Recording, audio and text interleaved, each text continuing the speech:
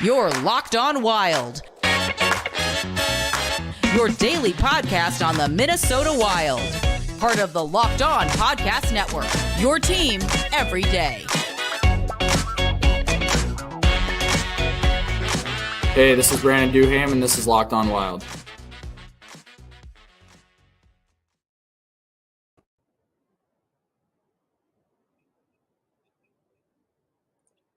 Welcome into the Sweden streams here for Locked On Wild, and we're off to a great start. I'm trying to get the Bally Sports app to actually show me the game, and so far, not so good. Welcome in.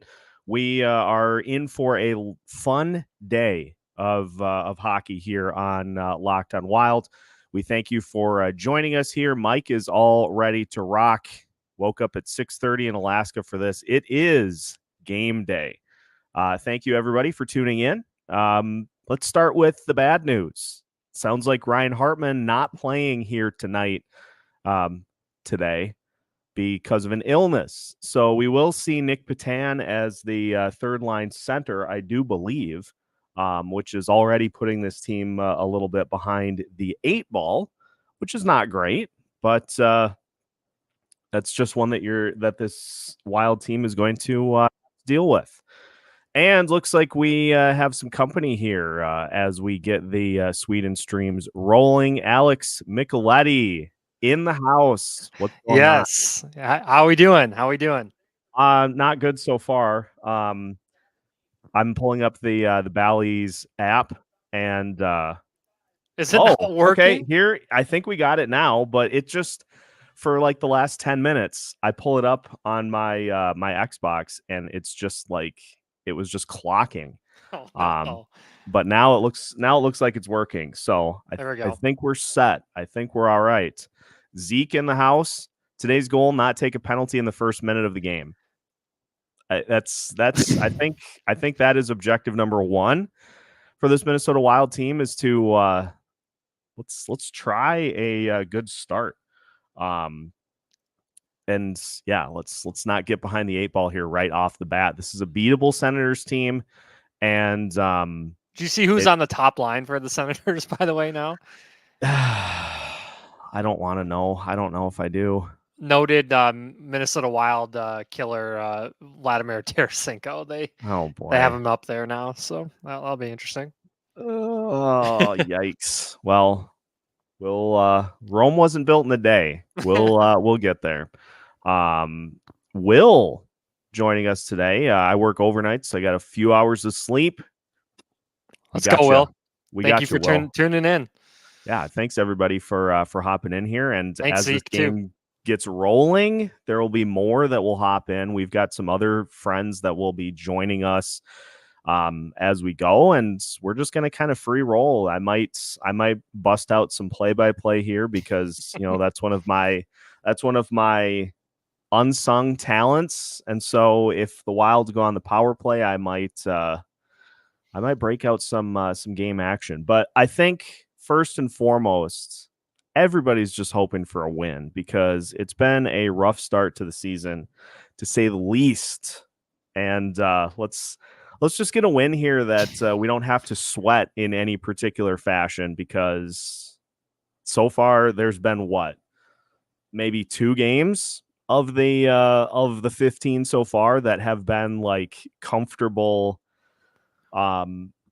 wins, and one of them was against Montreal, and that's a game I honestly I don't count because Montreal was just a disaster. Like 2 shorthanded goals given up on the same power play. That was crazy. That was Duham and Duerb. That was nuts. I remember watching that game and just thinking, boy, this Montreal team is awful. And to their credit, they haven't changed anything since. So they just continue to be a huge dumpster fire. What's going on now? I tell you what, folks, Bally Sports, when we do eventually get, because now, the big news that the Minnesota Twins will have a new platform after next season. is kind of I think the like last gasp for Bally Sports. I'm not going to miss it because it just is a collection of hideous problems and oh great. Now we're on to clocking again. I may be calling this one blind, which would be, I think, just a ton of fun. Just typical. But hey, we'll make it work. So how does everybody feel? Denny's here. Denny. Hey, Denny. Thanks for joining us. Welcome in. Yeah, Will brings up an interesting point on the Bally's angle. Do you think the Wild will do what Vegas did and have a dedicated service? I think that seems to be the route that most teams are going. Now, I know the Arizona Coyotes have gone through lengths to put the games out there for the public. So I would hope that would be kind of the route. They are already off Bally's. So, I mean, yeah, they they know they kicked them to the curb. Follow that model. Yeah, just the main thing that we want is to just get them to where people can watch. Like, get them on so that you don't have to do what I'm currently doing. Okay, let's see if fifth time is the charm. Well, I hear it from Wild fans all the time, like outer state, kind of near your neck of the woods, Seth, where some people can't even get anything. They can't even, I know a lot of people are huge Gopher hockey fans too, and they can't watch Gopher hockey either. That's got to get figured out. It's crazy with these blackouts. I know there's a lot of people on here that are Twins fans too, and they can't watch the Twins either. It's just unfortunate. Now it looks like it works. My God. Okay, so we've got the line combinations here: Kaprizov, Rossi, Zuccarello, Johansson, Eriksson, Ek, Boldy, Foligno, Lettieri, Maroon, Duhaime, Dewar, Patan. With Ryan Hartman being out of the lineup here today. And we've got our goalie matchup, Gus Bus against Anton Forsberg. The two Swedes going at it. Yeah, we got a lot of Swedish connection, as Denny points out. The Swedish connection going to shine here in today's game. Mike wanting to see the wall of St. Paul, as I think he will eventually be known, Jesper Wallstedt, in tomorrow's game. I would like to see it. I know I have really been adamant that they just need to let Jesper cook in Iowa. I wish you would have done Jesper today because they play Toronto tomorrow. I don't know if you want to put the rookie in against the way Austin Matthews and William Nylander and those guys are going offensively. That would be a tough NHL debut for Jesper. Update: we've got it on now. I think it's working. At least it looks like it is now. So I don't have to just make up stuff as it's going on. Because that'd be disastrous. Get your Carissa Thompson on. Yeah, I had a chance to talk to Dean Evison, and what he said was that Austin Matthews will make his Minnesota Wild debut. Oh wait, no. Yeah, we don't need to. I thought that whole thing was interesting. Because we've seen a lot of reaction to what Carissa Thompson did. I guess don't make up sideline reports is I think the big takeaway. I don't know. So let's clarify the Wallstedt. Let's clarify the Wallstedt situation. So he is the third goalie this weekend, and in order to get him on the roster so that if there is some sort of an emergency situation that he can play, they had to put Dakota Mermis on waivers in order to get him into the lineup because, obviously with being in Sweden, if something would happen in this game, you're not going to get you can't get in the car and drive like you could from Des Moines.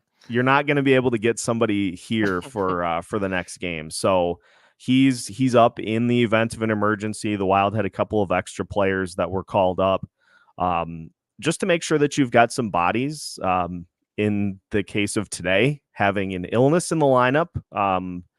In Ryan Hartman's case, I don't know if it was the Swedish meatballs or what it was, but yeah, you don't want to have to be. Good Lord, can they get this game going? Has anybody heard of this Tennessee Tears? I've never. The NHL always has obscure guests for like musical. Well, how about Gary Bettman say in his interview no with shootout problems. Come on, like you can't be serious. Saying that move it to 10-minute overtime. Yeah, just move it to a 10-minute overtime. I mean, the games are going to get over in a lot faster because you're not gonna basically try to hang on to the puck for the 5 minutes and get to the shootout. But such a weird such a weird stance to have is we don't have a shootout problem. I don't think there's shootout fatigue. What they really need to get rid of too is a loser point in overtime. It's like you shouldn't be rewarded for losing. No, you shouldn't under any circumstances get like I call it the pity. No other sport has that. No. The NHL's a lot of different things are just worthless. Yeah, I don't get it. Bring back Niles saying bring back ties. Bring back ties. Honestly, they need to do something other than what they're currently doing. And also the format. The playoff format is garbage. Like you got to go 1 through 8. Because that's just preposterous. Yeah, why change a good thing that was going? That was unbelievable. I got to highlight a great point by Denny here. Why Merrill wasn't put on waivers is a mistake. I could not agree more. They refused to do it. They refused to do it. I think one of the things that I've been most proud about Locked On Wild over this recent surge is that we have been on the right side of the Merrill misery wagon.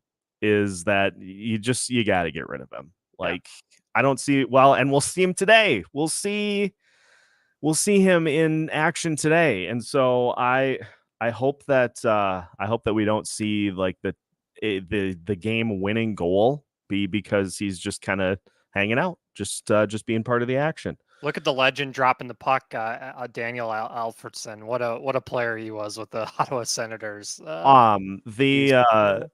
The Locked On Senators boys in yesterday's show, they were thinking there may be kind of an outside chance that he gets a look at head coach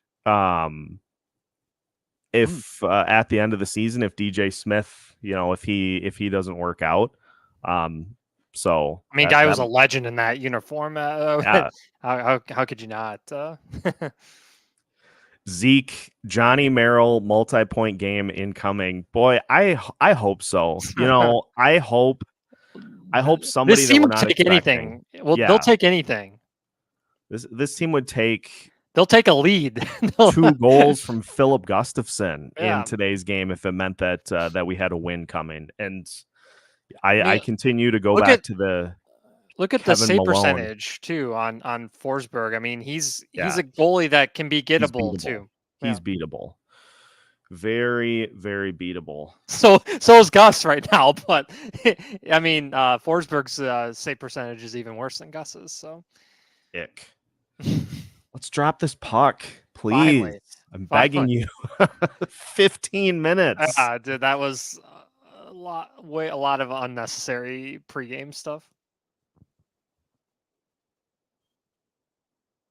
All right, here we go.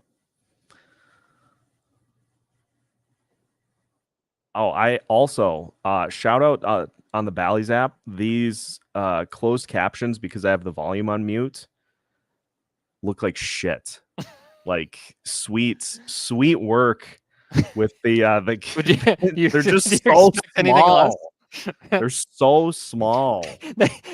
They couldn't afford to do that because they're paying Randy Johnson all that money for that commercial. Yeah, They were in come on. bankruptcy and they were able to. Well, Gus made a good save already, so that's good. Initial surge by the Senators, and now we come back down the other way. Oh my God. Turnover leading to a point blank look already. And Gustafson makes the save, like just right in front. Nice wake up call. Oh God.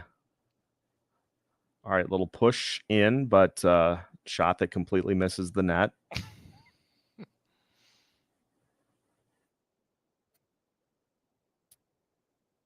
First on ice for Kirill Kaprizov. That's a big one to watch today too. Is let's just see some signs of life, right, from Kaprizov. Turnover in front of the net, point blank shot. Gustafson makes the save, and now they push coming out the other way. Kaprizov skates past a Senators defender. Turnover in the offensive zone.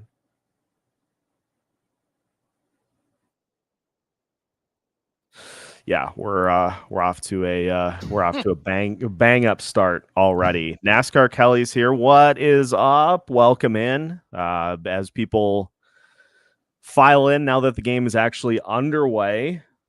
Shots 3-2 in favor of the Ottawa Senators. Ottawa has had a couple of point blank looks so far.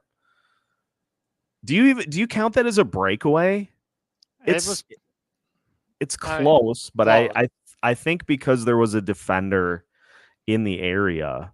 That was a good save by Gus. Good to get him. I guess you don't want that. You don't want those, but at least he's in a good rhythm so far. So correct. Yeah, just make the saves you're supposed to. Make a couple of flashy ones too.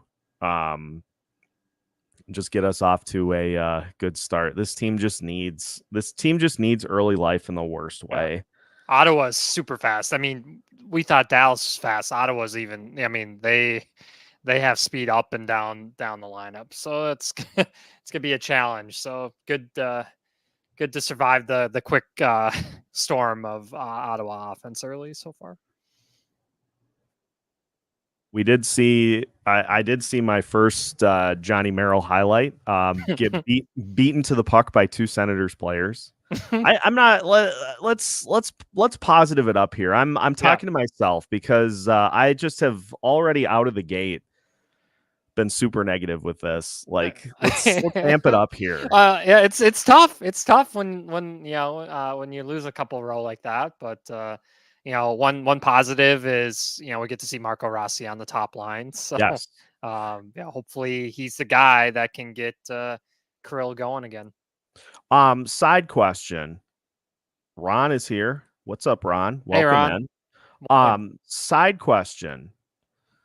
When did Matt Zuccarello lose his front teeth?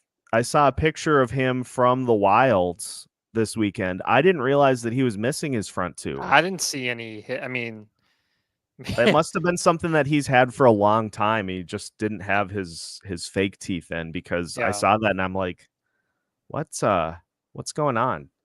Hey, how loaded? I mean, some of the defensemen that Ottawa has too, they just showed Jacob Chikrin, but I mean, they have Chabot. Sanderson's going to be a superstar. They're loaded. They're loaded on the back end. They have three number ones basically. They've got some real talent, and Timmy Stützle is trending towards being an upper echelon, borderline elite player so far in his career. Will mentioning Faber jumping up in the play is always nice to see. We can't get enough of that. We need to see more of Faber getting opportunities. I'd love to see him on the power play. We have campaigned for him to be the power play quarterback for a while. And hopefully he gets the opportunity to do so here at some point. Wild actually leading in shots right now, 4-3. Eriksson Ekline on the ice. Big hit by Swedish connection, like we or like someone mentioned. Hansen with Eck today. So that'll be something to keep an eye on too, because they want to show up in front of their family and friends. So would be we shall nice. see. Another save by Gustafsson, and I think one of the key things for Gus in trying to kind of get himself back on track, don't be afraid to ice the puck. Like, if you make the initial save, you got it anywhere close, and Gustafsson's good about that. But just don't be afraid to ice it, even more so than normal, just to give yourself an opportunity for the reset. I did see as well, Bally's pointing out that the Wild lead the NHL in penalties in the first minute of the game was 7. We've 15 games in. You can't be chasing that early. No. That just puts you far behind. Now they're showing Timmy on the screen. Ooh, Niles. Milan Lucic arrested for domestic violence? That just happened? Must have. Oh, man. Yikes. Oh, that's... Ugh. Yeah, we'll have to do some investigating on that, but ugh. Never good.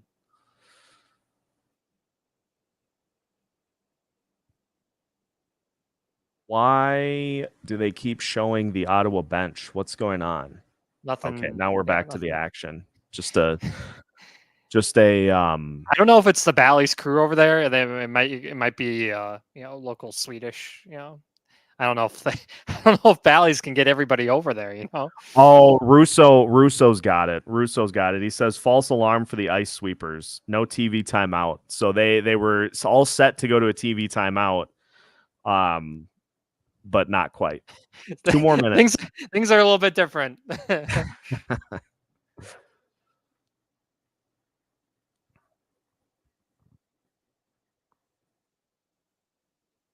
It's cool. They I don't know if there's big music fans in here, but it's cool that they named the arena after Avicii, the DJ that passed away. Yeah. Good way to remember him. That spot that Russo and Joe Smith did the live show, that looked pretty sweet. Yeah, man. They had that basically like a scoreboard in the middle. Yeah, it was that people could watch highlights, watch games on. That looked pretty sick. Yeah. All right, here comes Lettieri with the big dogs. And now we've got a stoppage. We got our first penalty of the game, it looks like. Yep. Minnesota going on the power play. Okay. I see. Win the face off. Get yeah, good get Lord. Oh, yeah. Lettieri took a stick to the face. Yeah, like, good get on that out of Vinny here. for drawing a penalty. All right, so what do we have for the we got are they going with Spurgeon as the QB? I know that was talked about. There. Give Faber the chance. I'm begging you. Good movement so far.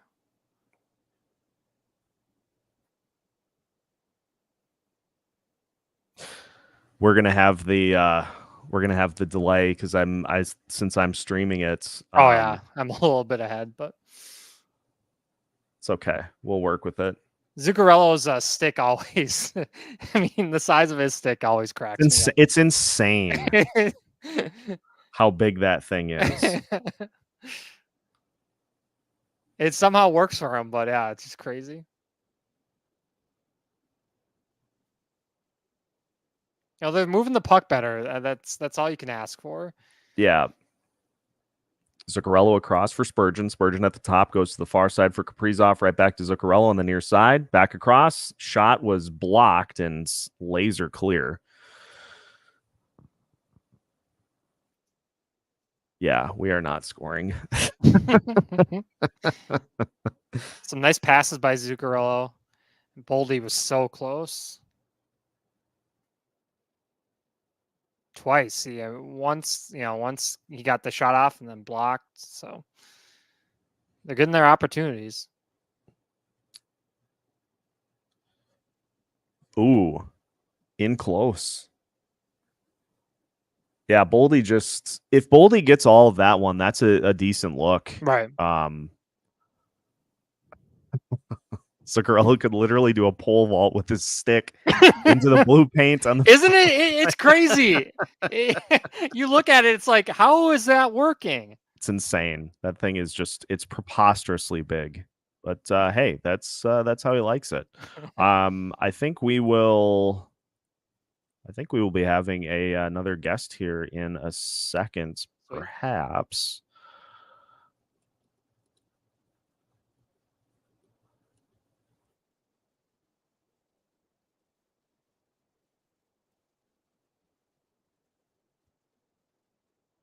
I won't spoil who it is, but got to get those invites out there. No doubt.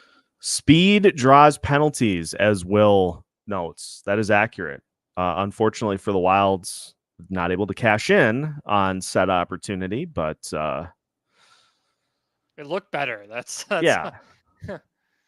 Eye test is huge, especially for the early part of the season for this team. And with how bad things have looked for the first 15 games, eye test is going to be huge in this one today. As we know, they have Brady Tkachuk. He's a menace out there, but if you can get in his head a little bit, maybe you can get him to be in the box too. Wild fans, Marissa Voss of Wild Takes joining us here this morning. What's up? Hello, guys. How we doing? We doing? It's an early game. Yeah, I woke up about 9:15. I was like, oh, I should have been up a little earlier, but it's okay. We're here. We're getting it done. Yeah, Danksy, I did the predictions like as I usually do, and I was cracking open like my energy drink, Alani, and he goes, "It's 10 a.m., boss. It's not that early." I'm like, Danksy, this is early for me if you know my sleep schedule. Like, shut up. Yeah, it's still 10 up, 10 is early. Come on. Right, that's what I'm saying. I was up till about 2, I think. Friday nights I vibe, video games and such. And so I was up pretty late, but all right, we get our first, I think this is our first TV timeout. Yep, commercial break. 8 minutes in. It's looking a little better, but it still feels like they're kind of tight. Well, Ottawa had a couple chances right away. I mean, can you imagine if they would have scored right away on that partial breakaway? I would have been down very bad had they gotten that one in. Yeah, tomorrow's going to be worse, as Jake notes. I'll be ready. That is going to be tough. You're going to be ready. I said I was like, I'll try, but that's probably just an absolute falsified. Like that is just a lie. They have to play Toronto too. It's like, really? I mean, yeah. Wake up. Nothing better than. Oh, sweet. Are we doing the same thing where it's just God? This app. Oh no, there we go. False alarm. Here we go. False alarm. We're good. Full day of sports tomorrow too. We've got the Minnesota Vikings taking on the Denver Broncos in Sunday Night Football tomorrow. Yeah. Mr. Unlimited versus the Vikings. So where are we at with Russ? I'm out. I have been out since the Mr. Unlimited thing. And butthole eyes coach Sean Payton. Sean Payton sucks too. I don't know. I feel like with him, with Russ, it's so hard because we're just like, let him cook. Like he did so obviously. Like I think he was a great quarterback at Seattle, but it's just like such a weird thing. And like the Broncos, like he's so inconsistent, but yet now everybody's like, oh, he's gonna beat the Vikings because of how he's played, and especially last week. And I'm like, I don't think he's that great. I just think he's fallen off. Like, I don't think he can beat Josh Dobbs, and we're rolling right now. Broncos country, let's ride. I can never be happy for a Sean Payton led team. Just after Bountygate and everything I'll never forget. Last season, somebody took that Broncos country let's ride and they memed Russ in front of a burning building. And I'm like, yep, that's perfect. That's perfect. Oh, it's so. There was one I just saw, I think on TikTok, where they remixed or did something of like the "Let's Ride," and it's always just so stale. let's ride. Yeah. Broncos country. Let's ride. I'm like, Broncos can you, like, put a country. little effort Let's into it? ride. Yeah. Niles is on fire today. Shout out to the Swedish dude in the thanks- crowd with thanks, the circa Niles. 2004 jersey. Elite. I The love fact that. that that's still in that guy's closet for that long is, man, close to 20 years. Holy buckets. You gotta hang on to the classics. Yeah. Oh, Dean, we got a classic Dean face. You guys will see it in a second, but this He's already had it with these refs. he's He's literally so done. oh my god. Oh. I mean, just such a dumb penalty. I don't know what, Oh boy. Oh God. Dean. Jesus. Oh, you get 2 looks at Dean. Oh man. Somebody go on Twitter and tweet that meme right now. Get us that. Sens power play. Here we go. Buckle it. With our PK. Boldy was not happy either. Yeah, Just hideous. I don't know. I don't know if I'd said in the prediction that we'll win, but I don't know if that's such a weird turnover too. Yeah. By Boldy. Like I don't know what he was trying. Oh, yeah, I just saw the Dean face. Ooh. It doesn't matter the country. Dean will have it out for the refs. That is going to be when we do get to the point that we move on from Dean. That'll be one of the things that I miss. I know a lot of people are kind of tired of that bit, but I will miss the just relentlessness in which he just hounds the officials. The other coaches too. The tweet I had the other day with Rick Bonus and Dean from last That's an year. all-time bit. Oh man. Not only in Dean history, but in Wild history too, to say, hey, you wanna F around and find out? Like, come over here, Rick Bonus. Yeah, come on. You want some? Let's go get it. It's literally I think we were talking about that in Omaha after a hockey game, and it was just so funny. Like, I you don't even see that, but he just reminds me of that Creed on The Office. Like, that's just who obviously that's like a meme that goes around, but I feel like he's killed a guy in a past life. I do believe that.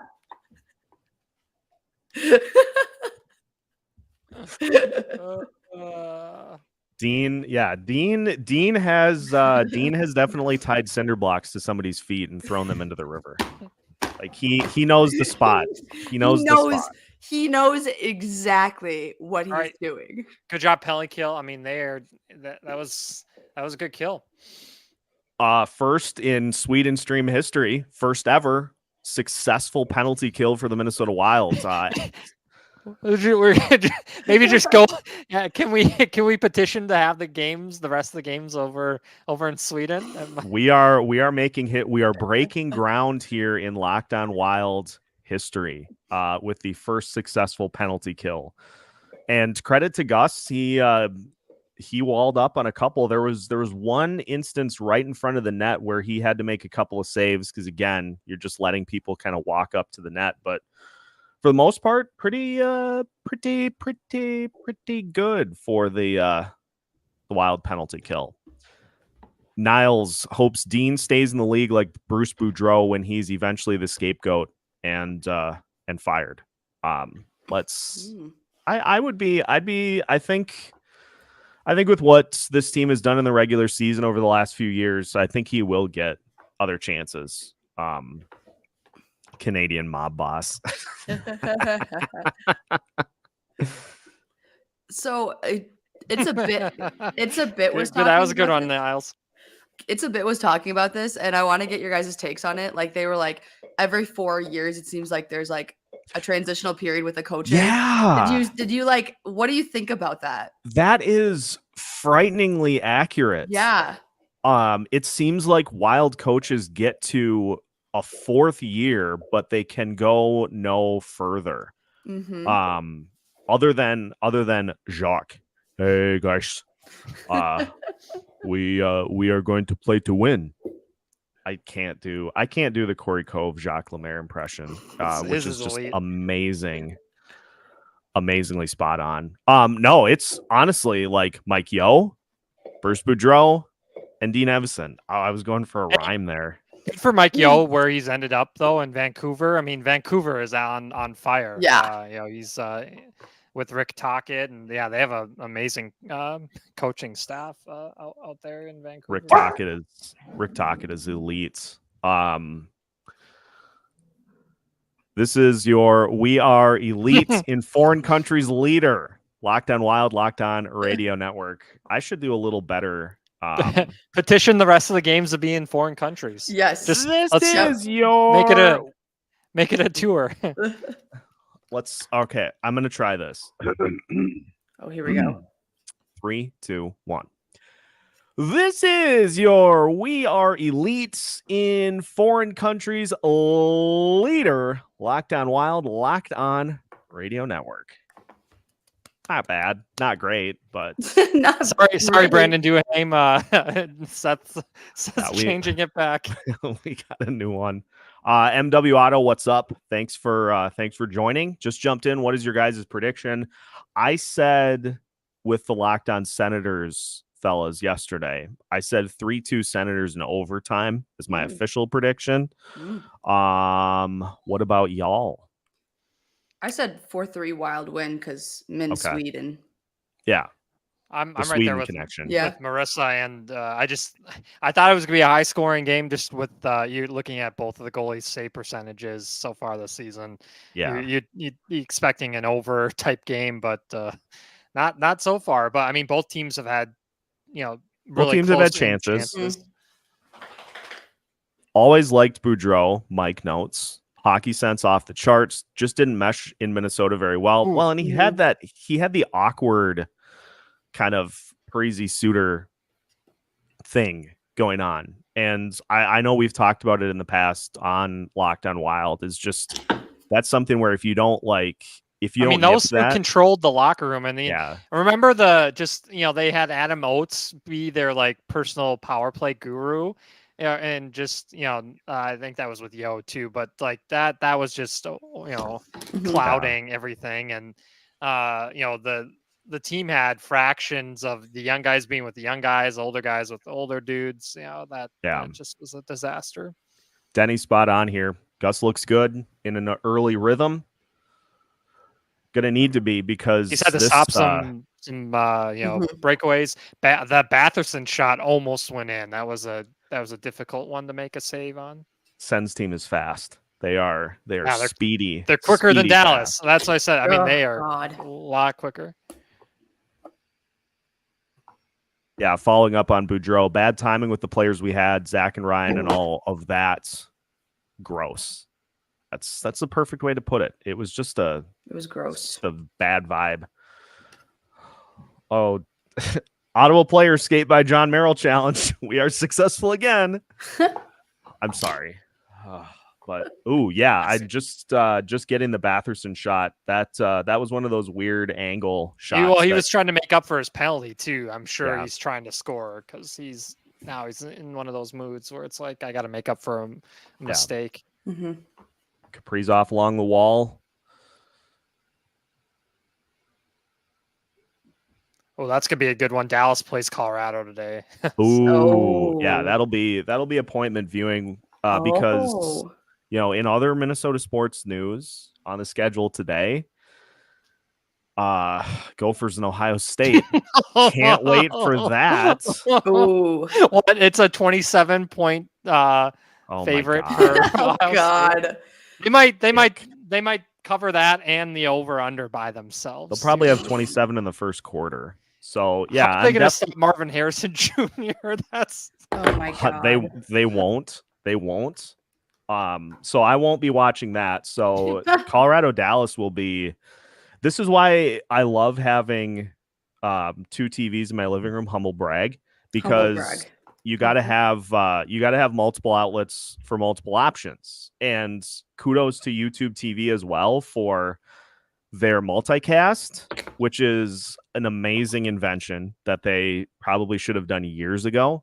Being able to watch different sports at the same time. So like you can have a hockey game on, you can have college football on. Now they pick them for you, which is still weird.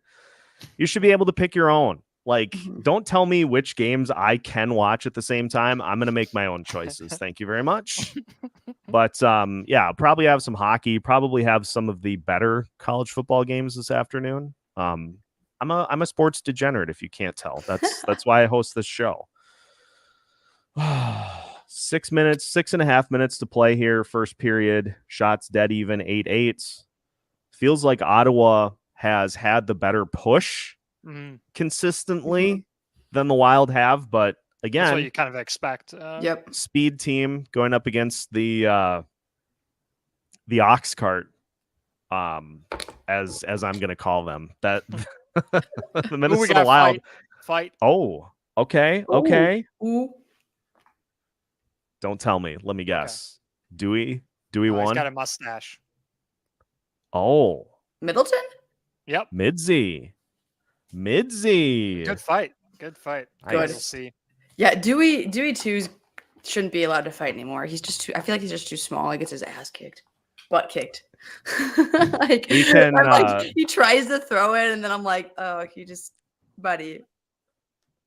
Yeah, I feel like the fighting should be left to Maroon and Foligno and Middleton. Duhaime, I feel like, is the one. It's funny because I feel like Duhaime is the one that's most likely to fight. Mm-hmm. Like, He's on the been team. getting destroyed in his past couple Yeah. fights. So he's got. I don't know what the deal is.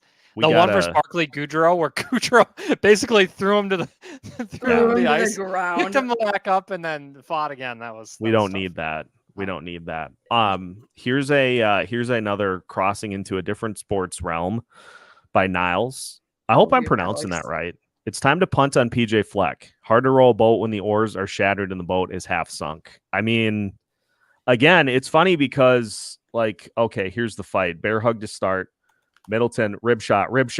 Oh, right in the, like, whatever that muscle is, like, on the back of your. He was getting some solid shot. Oh yeah, Middleton I don't know. Yeah. dominated that. Yeah. Holy cow, he dominated. The crowd appreciated that. Yeah, that was good. Lord, get him in the. It's a tough dude. Middleton's a. Oh god. You know, his brother is even bigger than him. His What? brother is in the Avs organization. His brother's huge. Nice shot of Avicii Arena outside. Dewey has heart for sure, but he's no Canadian mob boss. Oh god. Oh, you know, god. I had this thought on, I don't remember what show it was on. If it was a show that I appeared on, I don't know if it was on an episode, but like, oh, I know what it was. It was the Soda Pod. Shout out to the Soda Pod, by the way. Make sure you follow those guys if you don't already. Look at Mitzi. We were talking about, gonna get like, a picture of his face. We were talking about, like, coaches that are most likely have mob ties. And so Dean obviously looks the part. Rick Tocchet is another one. But how about Craig Berube? Like, he looks like a mob boss. Hey, how about our guy out in the Islanders too, Lane Lambert? Yes. Yes. Remember the picture the other night? For some reason in the Isles Arena, they can't find a better press conference setup. They basically had like a folding table. Yeah. And whoever had the picture, I remember that was hilarious of his showing his socks and everything. That was. Good point by MW Auto here. Are you guys surprised at how heavy Wild fans travel? The amount of Wild fans in the arena and in Sweden is a surprise. I love it. Yeah. I mean, that had been a very expensive trip, but yeah. I know at least 5 people minimum that are there right now. Like, jeez. 5 minimum from the people that I know, whether that be on, like, you know, just their Twitter or anything. So if you think about that, that's like, it is crazy because you're like Alex said, it's gotta be just super expensive. I mean, it's overseas, but yeah, there's a ton of people there, and it's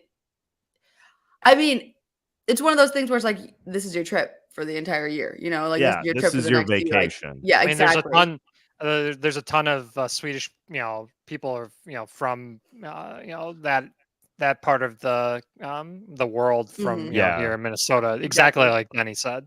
Yeah, Denny's got it on lock like always. Denny's always firing on all cylinders. Hey, Denny, you can do Locked On tomorrow, and there's fan line. So I expect double whammy. I expect to hear your voice, Denny from Prior Lake, with Kevin tomorrow. Can we throw a little appreciation to Josh Dobbs? Yes. How phenomenal has that been? As somebody, the pastor. Who would have ever thought? Those it's are so shirts, funny. by the way. I'm gonna have to get one of those.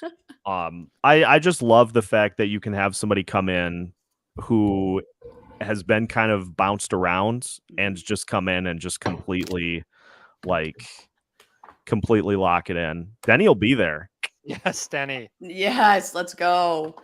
Well, and that's like the biggest thing I think with Josh that is, like you said, is so cool, and it just shows like with the NFL. I think nobody saw this coming. It's huge. He's taking it by storm. Obviously, like Alex tweeted out with like the NFL, it's still up. If you go on their Twitter page, is it still up? Yeah, I can't believe that.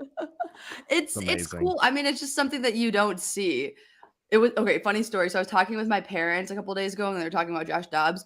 And my mom goes, "We said something about his like alopecia." She's like, "Oh, he's got alopecia," and she goes, "Is that why he's bald?" I'm like, that's exactly what it is. Yeah. Mom, that's literally alopecia. Like that's what she's like. That's the main thing. No idea. I'm like, why do you think he doesn't have eyebrows?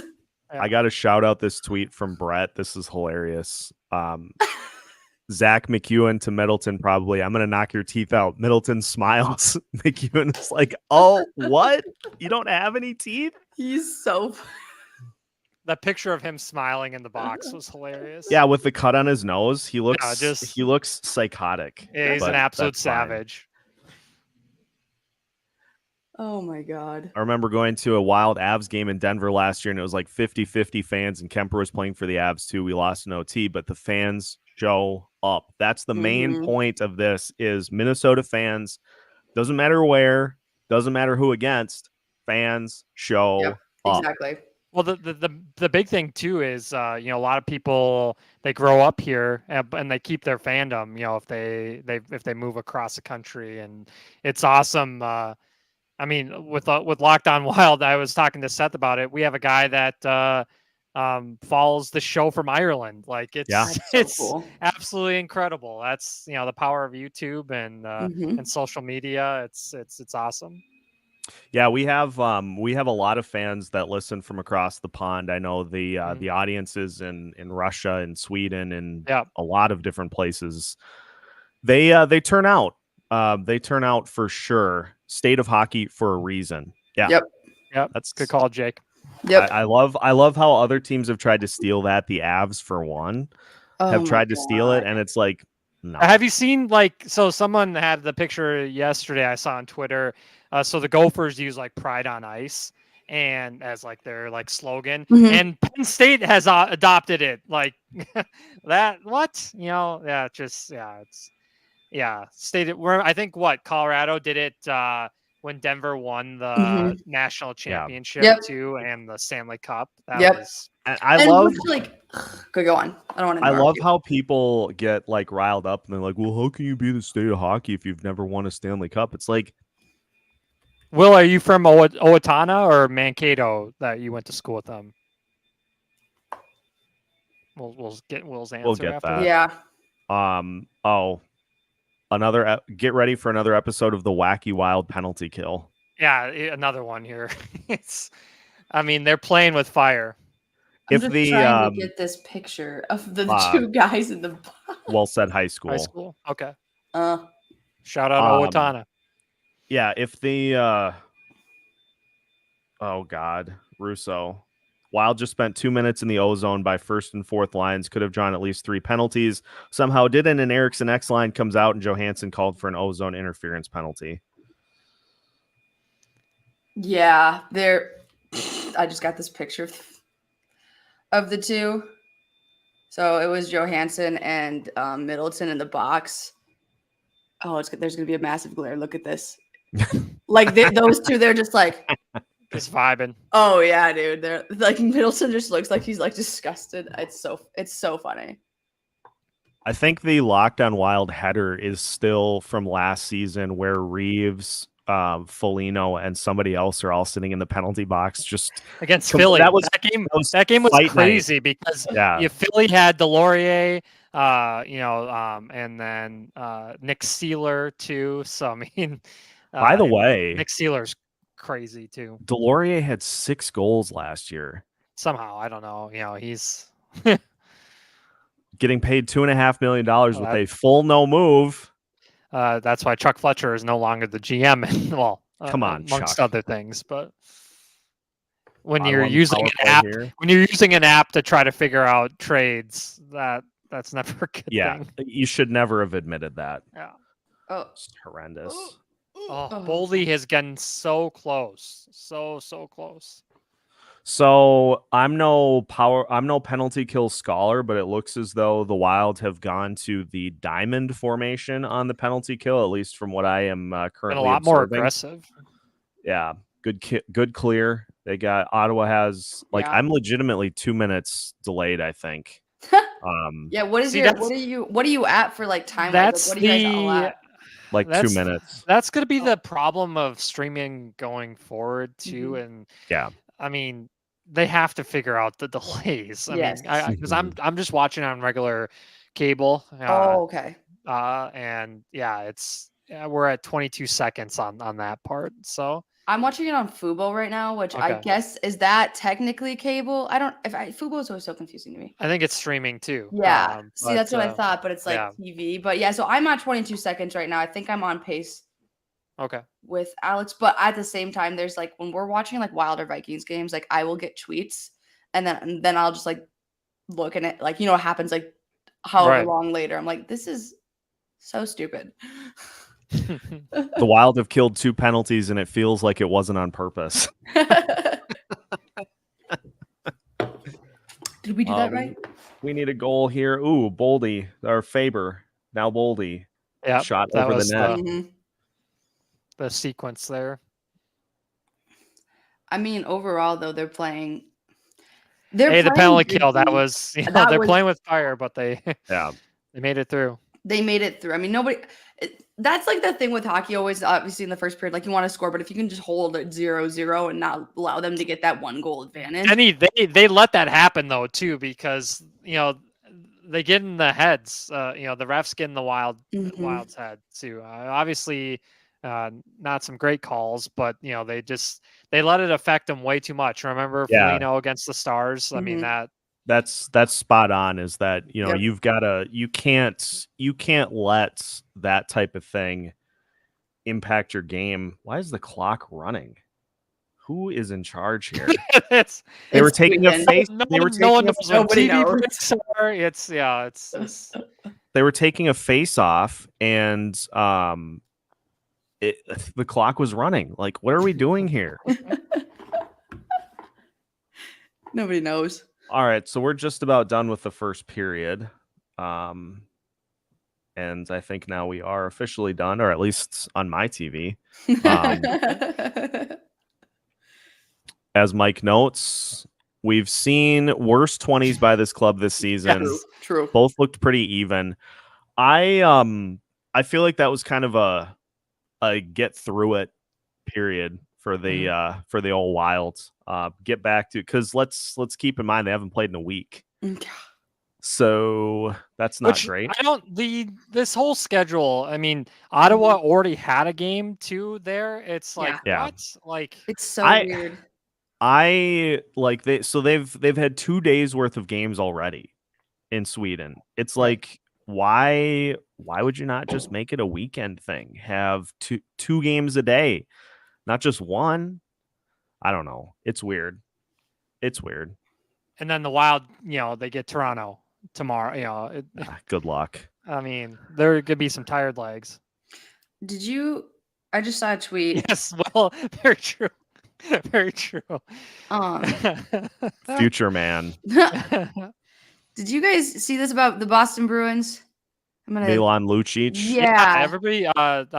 Who brought that up? Niles or somebody Did brought he? that up? Yeah, I'm late to the party on it, but I just saw it. That's awful because Um, he's been a family guy for a long time. Yeah. Team says he's taking an indefinite leave of absence following the situation the team said it was aware of. So that's about all we got on that. But big ol' yikes. Yeah. Why do the yeah, Senators? I'm just seeing this fight. I'm sorry. I'm like so delayed right now. Why do the Senators give their top power play 30 seconds of power play each time and then go PP2 for the rest? That's a good question. It seems, and this is why I like doing those crossover episodes with other shows, is because you get that peek behind the curtain, and the Locked On Senators guys are like top of the list in terms of Locked On shows. And they were on the train that you see just kind of weird stuff happening with DJ Smith as head coach. Obviously not firing him at this point because they've already made some changes. Pierre Dorian, see you later. Next time, make sure you get the no movement list. Make sure you get it right, or acknowledge that it exists. Or Dodonov too. He was just caught in the. He seems like such a nice guy. That was unfortunate. And then Shane Pinto gambling. Don't let somebody use your app. Like that's how he got in trouble. Oh, you're kidding. Look what's at. Wait. I always get. Look what's at the game. This is at the Sweden game. It's a Patrick Kane Blackhawks jersey. I'm not even kidding you. It's always like the people that wear Packer jerseys to a Vikings game. Yes. What is that? It's like in Sweden, like somebody Connor who like he loves Kirill Kaprizov, and he's just like, seriously, even in Sweden, you cannot escape Patrick Kane Blackhawks. No, hideous. For those that are joining now that we're at the first intermission, of course you've got myself, Seth Topol, your Locked On Wild captain, Alex Micheletti here, and Marissa Voss of Wild Takes joining us as well here for Locked On Wild presents the Sweden Streams. Live streams today and tomorrow. Yes, I'll be getting up early. No coffee, no nothing. This is water with these crystal light things. This is all this is. Oh my god. So no caffeine, no nothing. I don't know how I do it. You don't drink caffeine? Not really. Sometimes. But I don't know. It sometimes I get up and I'm like, I am a zombie. I need something. Oh my god, you're talking to somebody who like should have an IV of just caffeine like this. I drink it so much. Oh my god. Ugh. Like this is an energy. This looks cute, right? This is like a Lani. No, I mean this one has 100 milligrams of caffeine. Oh my god. I don't feel like that's even that much. No, I mean it's not even like the big ones. Like this is basically just like pre-workout in a can. Now I'm getting blasted in the comments, and this is probably well deserved. By the fact that I'm drinking water. Denny is having a beer. Will is asking if it's too early to crack a cold one. I say no. Denny's already getting after it. Denny, that's awesome. just an absolute beauty. Just letting it rip. Just fantastic. No, it is not. It is not too early to let it fly. Saturdays, anytime when you first get up, doesn't matter. Just let it rip. Speaking of let it rip, Nathan, overall, I'm pleased with the first period. Granted, we're playing the Sens. Let's go Wild. Let's go. Mm-hmm. God. We'll tune into the second period tomorrow, and it'll just be a video of Seth just slumped over in his chair, looking like Homer Simpson sleeping. Seth, that's your first time being compared to Homer. I'll take that comparison, considering some of the ones that I have previously had. True. Shout out to the thumb guy from when this channel first started. That was an all-time moment. That was hilarious interaction, because like I get that comment and I'm like, okay, I don't know what to do about that. Really, nothing I can do. Sorry. I guess. Sorry for existing. You look like a thumb. I'm like, okay. I don't know. I don't know what to do with that information. Do you look? Yeah, I mean, there's a lot of things. Like it's the same thing. Like when I go live on TikTok, people will just say stuff. Like people comment that. Like I'll like we have an MNCAA group chat, and I send Alex all my like DMs, and he's always like, "What's wrong with people?" I'm like, "Well, this is just it's how it is." It's 12 o'clock somewhere. It is 12 o'clock on the East Coast, Ron. So officially fire the weekend up. Let it fly. No, they're all gone. I was like, maybe I have one, but I'm out. I'm out. My cabinet is empty. I'll fix that for tomorrow. But people need thumbs. Yes, they do. People do. That's why we are as superior as we are, is because we have opposable thumbs. Almost said disposable. That wouldn't be right. No. It's Minnesota sports. It's never too early for a cold one. Right on. Very true. True. Very, very, very accurate. All right. So I think the big takeaway from the first period is that the penalty kill looks better. Mhm. But again, this is always the issue with the special teams with this team, is the risk of being overexposed. And so like let's just keep that in mind, is that your penalty kill is only as good as the next time they kill a penalty. And so 2 for 2 now could easily turn into 2 for 3, 2 for 4, 2 for 8. So special teams was good in the first period, but let's not go to that well too much. Shadowboxing, thank you for the daily content. Makes my drive to work something to look forward to. Very much appreciate it. Hey, that's why we're here. That's why we're here. We're creating content on the daily to get through this wild season, and to I talked about it when we hit episode 1000. Would have been something maybe to celebrate a little more, but honestly, like just treating it as another episode, knee deep in the mud, trying to figure out what is going wrong with this team, is I think kind of the I think that's kind of the I can't think of the word. That's what this show is like. Let's just continue to try to fix these problems. Denny's saying, let's put together a Lockdown Wild party so you can meet the subs. Denny, I will say, stay tuned. It's one of the for that. You should do that. That would be actually amazing. I think I have been thinking about that quite a bit, and I think that will be something that will be done at some point this season, maybe when it gets a little warmer again. Yeah, I think that is definitely in the works. So stay tuned for that. Nick Patan made his minutes look good. Yeah, that's been the thing with, for the most part, the guys that we've seen, with the exception of Jujhar Khaira, they have looked good in their opportunities that they get.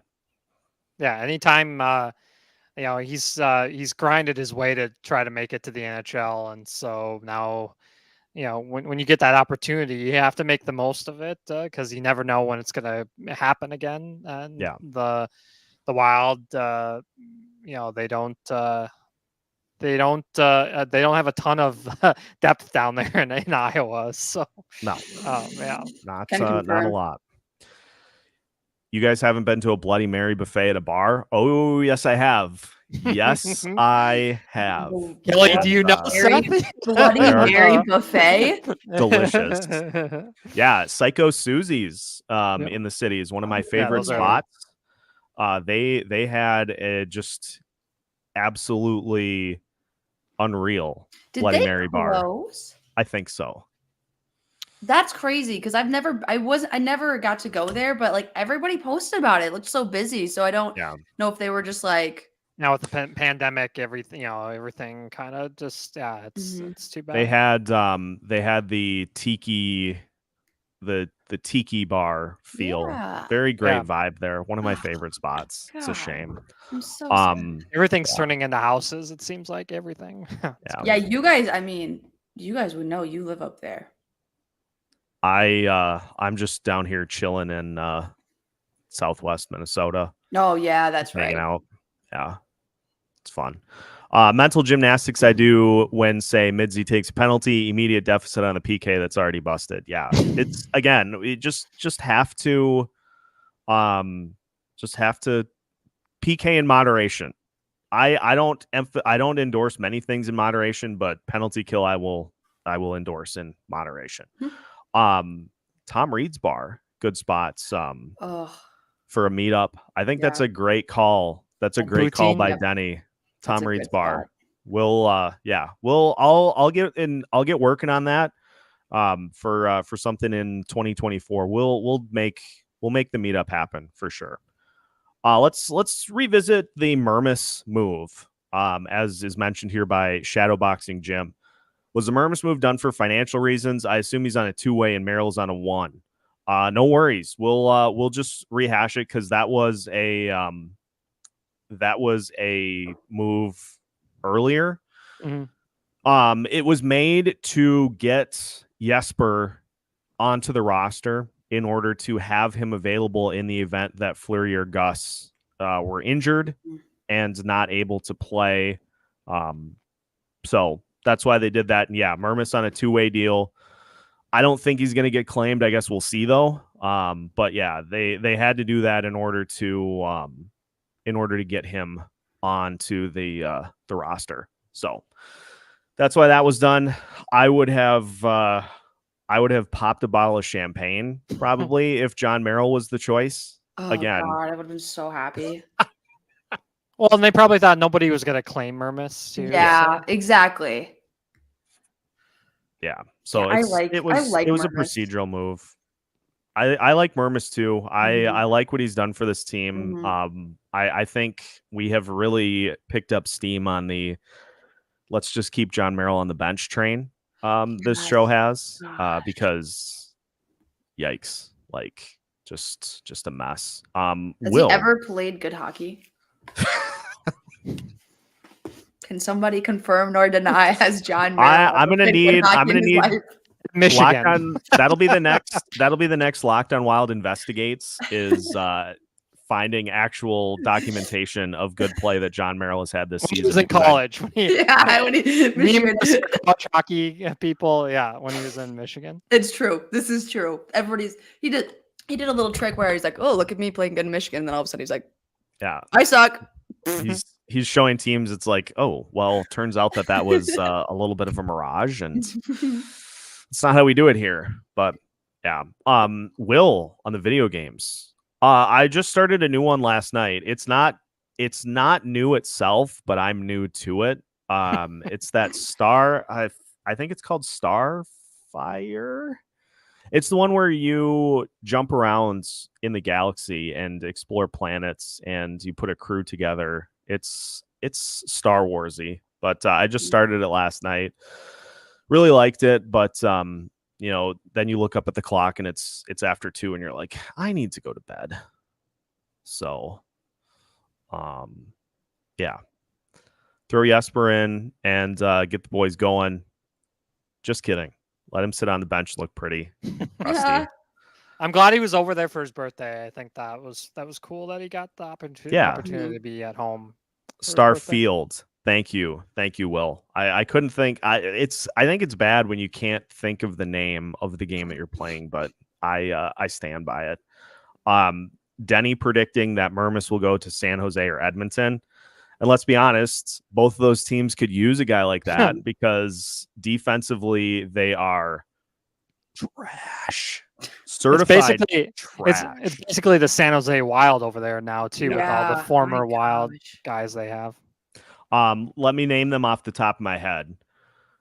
Kalen Addison, Capo Kakinen, Nico Sturm, Luke Cunnin. Who am I missing? I think that's it. I think those are the 4. What is going on now? This app sucks. It's frozen again. What? Well, good What are thing. you on? Good thing there's a Bally's. break.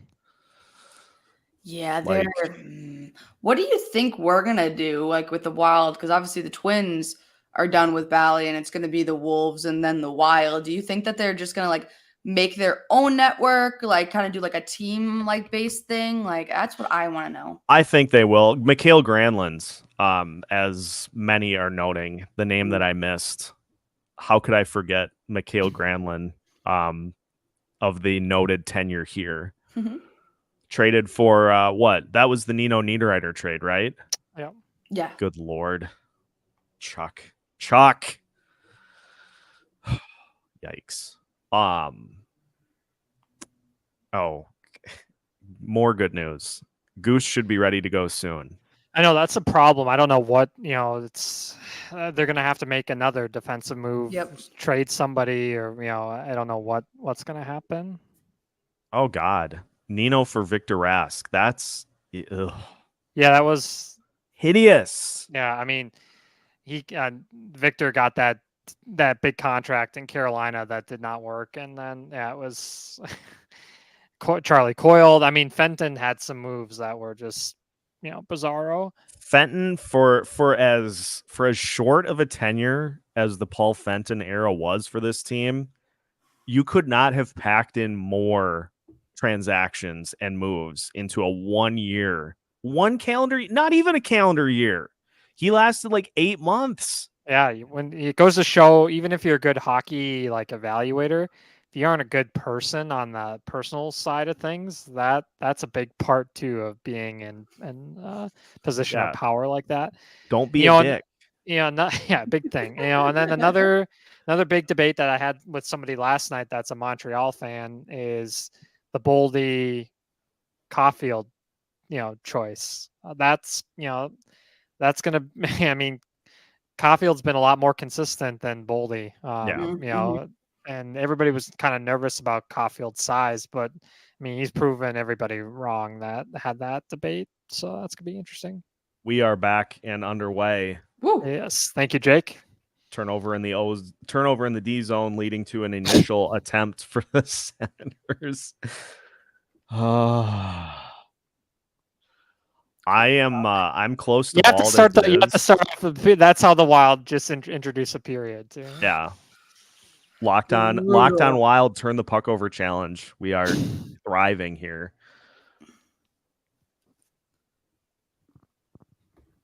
Gosh. And I keep forgetting how bad the Wild actually are. I don't know. I mean, I know they're bad, but it's just one of those things where you're like, they shouldn't be this bad though. That's the issue. They shouldn't be this bad because they have a lot more talent than what they're showing. Exactly. Which makes me so. I looked at the record. I'm like 5-8. I was like, oh my God. Yeah. I think it in like looking at what is causing this. Honestly, and I know this is something Russo has talked about too. Mm-hmm. I think you just have a lot of guys with the extensions. You just have a lot of guys that are just comfortable. Yep. And there's not as much urgency, at least at this point, to get things fixed.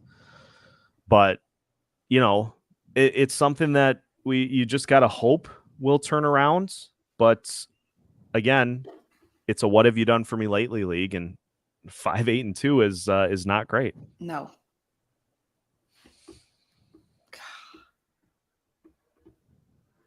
Senators blasted ahead. Played behind the net by Zach Bogosian. Is their top line is Rassi in between Kirill and Kaprizov and Zook? Yeah. That's what I thought. I think eventually you'd like to see Boldy in that spot, but you gotta play to earn that spot. Yeah, I mean, either Rossi or Boldy. I'm not sold on the Hartman. I mean, obviously he's had a good season this year, but I just think that they need to get it like a for real good center, but it's hard to because those are two young guns. So it's like you said, like you kind of have to prove it, and they need somebody that's got that dog in them. to steal a phrase that is used quite often. Denny is going to have, when Dean Evison is finally relieved of his duties, Denny is going to, because again, he has been consistent on his position from day one. And when it does eventually happen, it's going to be for the exact reasons that Denny has pointed out. And so I guess the parade route's got to start. The parade route's got to start with Denny. Like, he'll be leading the way when HC Dean Evison is done, which, as Denny has also pointed out, pre-All-Star break or at the All-Star break. Oh. So we'll see. Denny, We'll see. who is your prediction to take over then? Yeah, that's a great question. Honestly, because if it does, that's something I'm just really curious about, like this whole situation, like if it does happen, because especially in hockey, I feel like it's very much like if you don't start or if you don't do this, like you're done. Obviously, what was the coach that was just fired? Oilers coach? Yes. Yep. Jay Woodcroft. Mm-hmm. Fired after a win, no less. Wild power play. Here we go. All right. Let's go. Let's do this. Let's get a damn goal here. God. Yeah, Please. I think eventually Mike's right on here. I think eventually that's the flip, is Zuccarello to line 2, Boldy to line 1. Once Boldy gets going, then you flip those two and you let that top line cook, as the kids say. Senators, whoever got called for the penalty is like, what? DJ Smith also very perplexed. His face, he's got some hilarious faces too. Interim head coach Jason King for your Minnesota Wild. Once Dean Evison is, we got a penalty shot. And Johansson missed. Oh, I didn't even see that. Yeah, instead of a power play, they call it a penalty shot. What, Alex? Can you give me the rules on why is that a thing? I don't know if I've like if you have a clear shot at the, I don't know, like a clear path to the, I don't know. It's a judgment call from the refs too. Interesting. Yeah, again, the clock is running. The clock is running as they are taking this penalty shot and the face-off, and now it's, oh my God! Now it was stopped after. Like, do they think? I don't know. I don't know why that bothers me so much. Feed across from Johansson to Eriksson Ek. Yes. Swing and a miss. So Will Will brought that up. I wasn't looking at the screen at the time, but anytime you close your hand on the puck in the crease, it's a auto penalty shot. Interesting.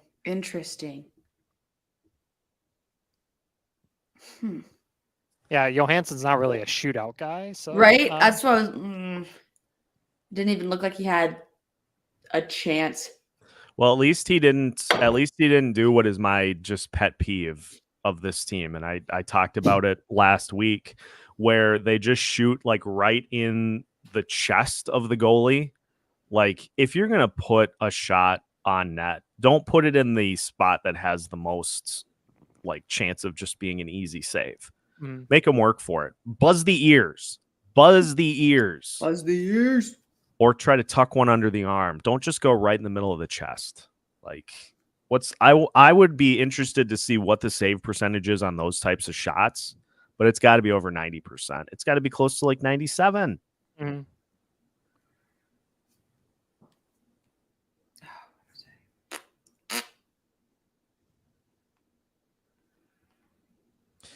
Couple of good blocks in front, but the Sens have the mojo right now.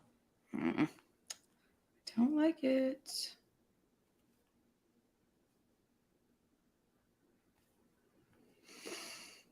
But hey, if they want to keep taking those shots from out deep, like top of the zone, go right ahead. Oh, here we go. Oh, what a mess! They made a mess of a turnover. Oh, here. I'm now just caught up with what Alex is seeing. Oh, that's. Wait till you see it, Seth. The guy, the Ottawa player, completely whiffed and fell over, and then they just made a mess. I just saw it. That was a disaster. What is Bogosian doing there? Like, low key, what is our overall plan with the puck? Because he takes it with his backhands to one side of the net, and the Senators are just like, oh, okay, you're not gonna shoot it? Like, goal, sweet. goal. Goal? Let me see. Yep. Let me see. Faber's shot got tipped in, I think. Oh, yes. Yes. Let's go, baby. Let it go. I think Marco might have tipped Faber's shot. I think, yeah. I mean, it was hard to tell. Anything is possible. Woo! Let's go, baby. Marco, what a play. There we go, Marco. Boy, Rossi has been. What a shot by Faber, too. Oh, my gosh. Excellent shot by Faber. Oh, that's beautiful. Nice. What a tip. That's textbook. I mean, doink. Way to take advantage of that. I mean, that shot by Faber. Oh my God. Marco Rossi's certified net front presence. Noted net front presence. How about that? Good. So good. Ladies and gentlemen, we are on the board. Feels great. Beautiful play. The young guns Beautiful play. BEA. We did, Rusty. We did. Yeah. Back, all the way back. Let's wind it back to the points at which there was just a lot of doubt as to the Marco Rossi experience. Mm-hmm. I think the fact that we just hit the reset button on the expectations, I think, has been a huge difference with what we've seen with Rossi. Just treat it like a new year. He's obviously responded, and then some. We aren't chasing. Ladies and gentlemen, is this what it's like is this a lead? Is this a lead in the NHL? It feels like it, but it feels too good to be true. Like something's oh God, are we going on a penalty here? Oh no, just a timeout. Boy, right on 13 minutes. The young guns if Dean demotes Rossi back to third line, we riot. Marco Rossi and Cole Perfetti, they were drafted right within the same span. They're really starting to show out for both teams. So yeah. Rossi's second in the NHL in goals. I'll have to look that up. I would look it up on the computer, but because I am using that as the score bug, which, by the way, if you want a little peek behind the curtain as to how I got the score bug on the screen, I just went to NHL.com and blew up the game center for the Wild game to like 800%. He didn't officially blow it up, but yeah. Like I maxed it out to like 800% zoom, and it just works. It does the job. That's what we do here. We find ways to make things work.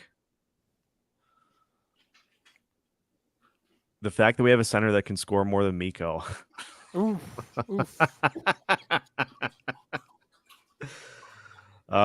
Mikko Koivu, the 1C, 2C. The guy that they just were like, hey, you're going to be 1C. And he's like, I am not 1C. Awful impression. I am real bad at impressions. If we've learned anything today, real bad. Real bad. Oh my gosh. Gorg is right by a lot of minutes. There's so many Minnesota Wild. Spoiler alert for the listeners. We are going to get Gorg back on to talk about the Sweden trip, the Sweden experience. Nice. Sometime probably pre-Thanksgiving. I'll have to lock it in, but he's coming back on. Good. Certified A+. Gorg is the best. Gorg is simply the best. KG, the other KG. KG. K-Train. K-Train. Big ticket. Mhm. Big ticket. Yes. Whatever you like to call him. Oh, how was Dewey? How did you get Dewey 1 on? Also, like that was wild. Yeah, that was fun. I'm hoping that was to have super cool. I'm hoping to have him back on. Huge thank you to the Wild communication staff for helping put that together. Like that won't be the last time. No, that's just. And I would have more players on, but it's just the schedule has just been so. Oh, I bet it's awful. Stupidly road heavy. It's hard to do it on the road. I'm sure it would be doable, but like I feel like it's way easier at home, like especially an off day, but they just have had so many stupid. Whoever made the NHL schedule this year should be brought into an office and talked to. This is dumb.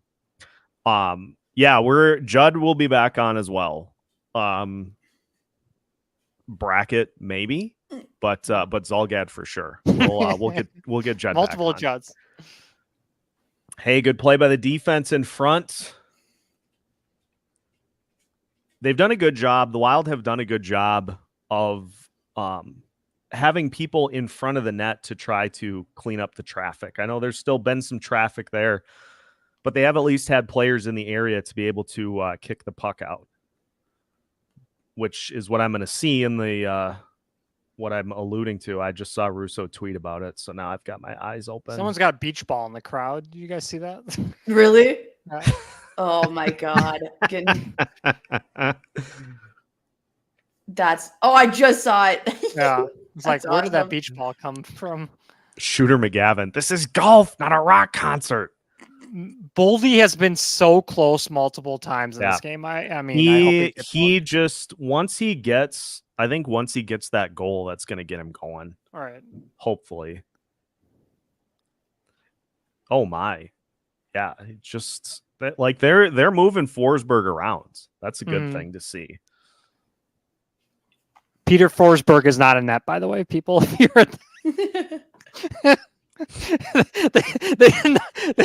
they do not have a 50-year-old Peter Forsberg in that.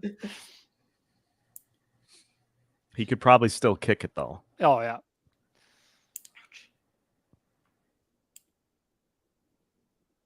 I saw there was some was it a Ravens player it was an Eagles player, like a really good linebacker for them, like back in the 90s, that it somehow slipped through that he was still like on the roster. And so the NFL, like he was put on injured reserve and then just was never, or no, he was suspended and was never reinstated, never applied for reinstatement. And so they just were going through kind of procedural stuff, and they were like, hey, you guys know that you have such and such players still like part of the organization. Why don't you go ahead and release him? They're like, yeah, thank you.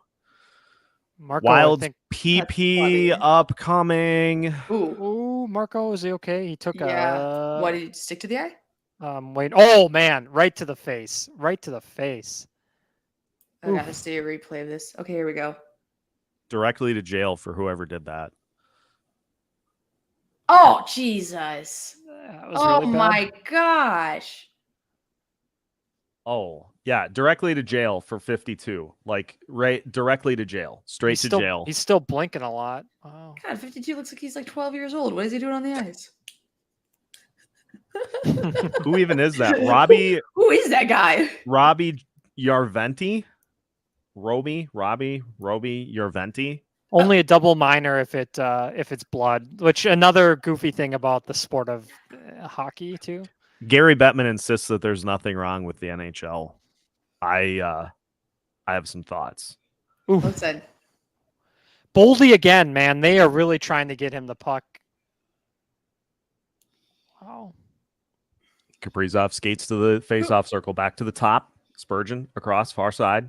Zuccarello across, pass to Kaprizov, tried the backdoor tip to Eriksson Ek, and it's deflected back behind the net. Wild still maintain possession. Boldy across for Kaprizov. Pass a little wide. Tips to the top of the zone. Spurgeon lets it fly. Nope. Passes it far side. Zuccarello. Zuccarello waits. Shot. Blocked. Boldy maintains possession. Kicked out. Eriksson Ek with it on the half wall. Back across. Kaprizov. I don't know if anybody... Can you tell that he does this? Yeah, I do play. I do broadcasting. Like, can you tell? I do play-by-play for a living. So it's just Tayton. It can only be a double minor if they draw blood, which it's a joke. Mm-hmm.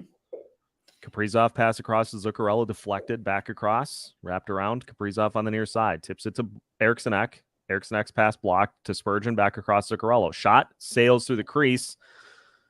Senators with maybe no possession behind. Kaprizov loses his bat. Oh, Kaprizov gets taken down by the Senators. And puck is cleared. Picked up by Spurgeon behind the net.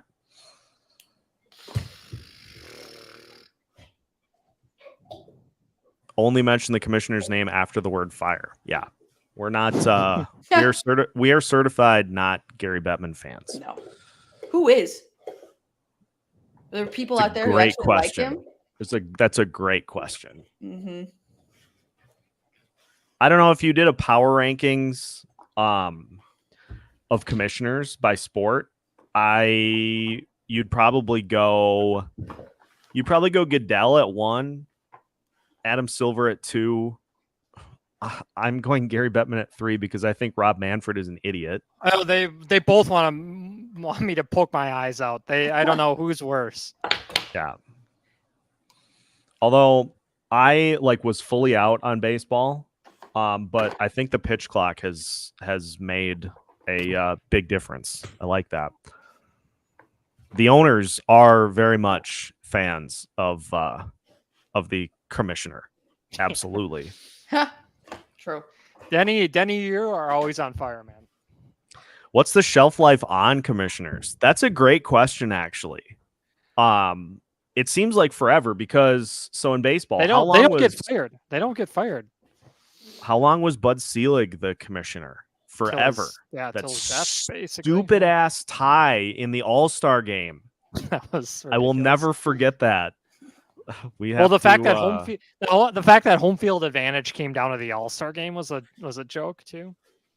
Yeah, we don't have enough pitchers. We have to call the game as a tie. Stupid. And then it was in the NFL. It was Paul Tagliabue forever before Roger Goodell. Right. David Stern. The Niles. Wait till you guys see Niles' comment.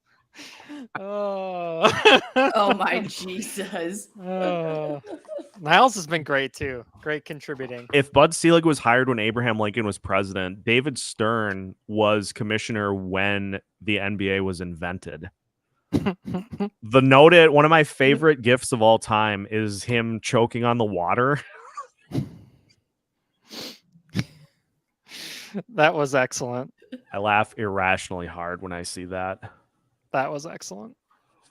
Yeah, so clearly commissioners, it's like being put on the Supreme Court. You are appointed for as long as you Ron nominates me to replace LaPanta wherever the games end up. Oh. You don't like LaPanta?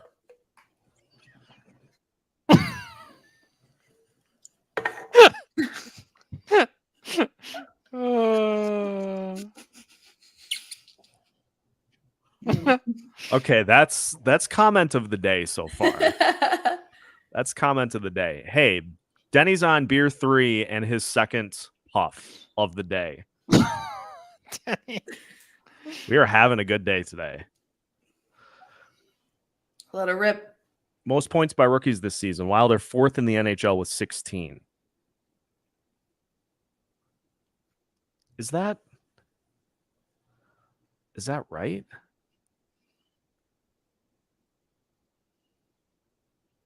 For what? 16 points. That seems low. I don't know. I suppose it is 15 games. Mm-hmm. All right. Under 7 to play here in period number 2. Still 1-0. Shots in favor of the Wild, 16-15.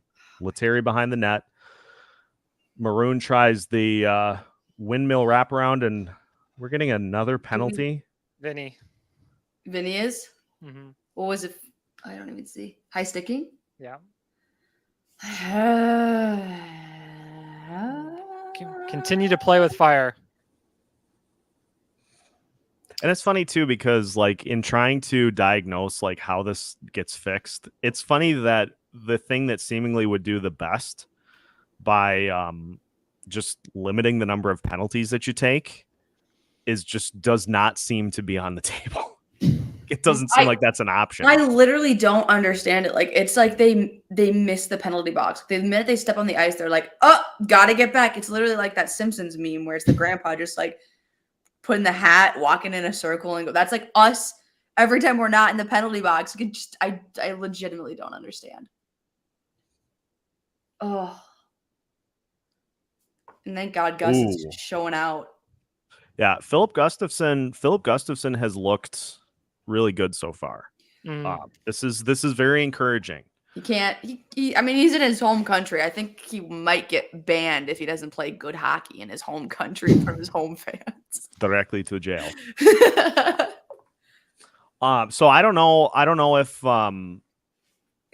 he. I'm assuming they did some extra video work probably on the week off.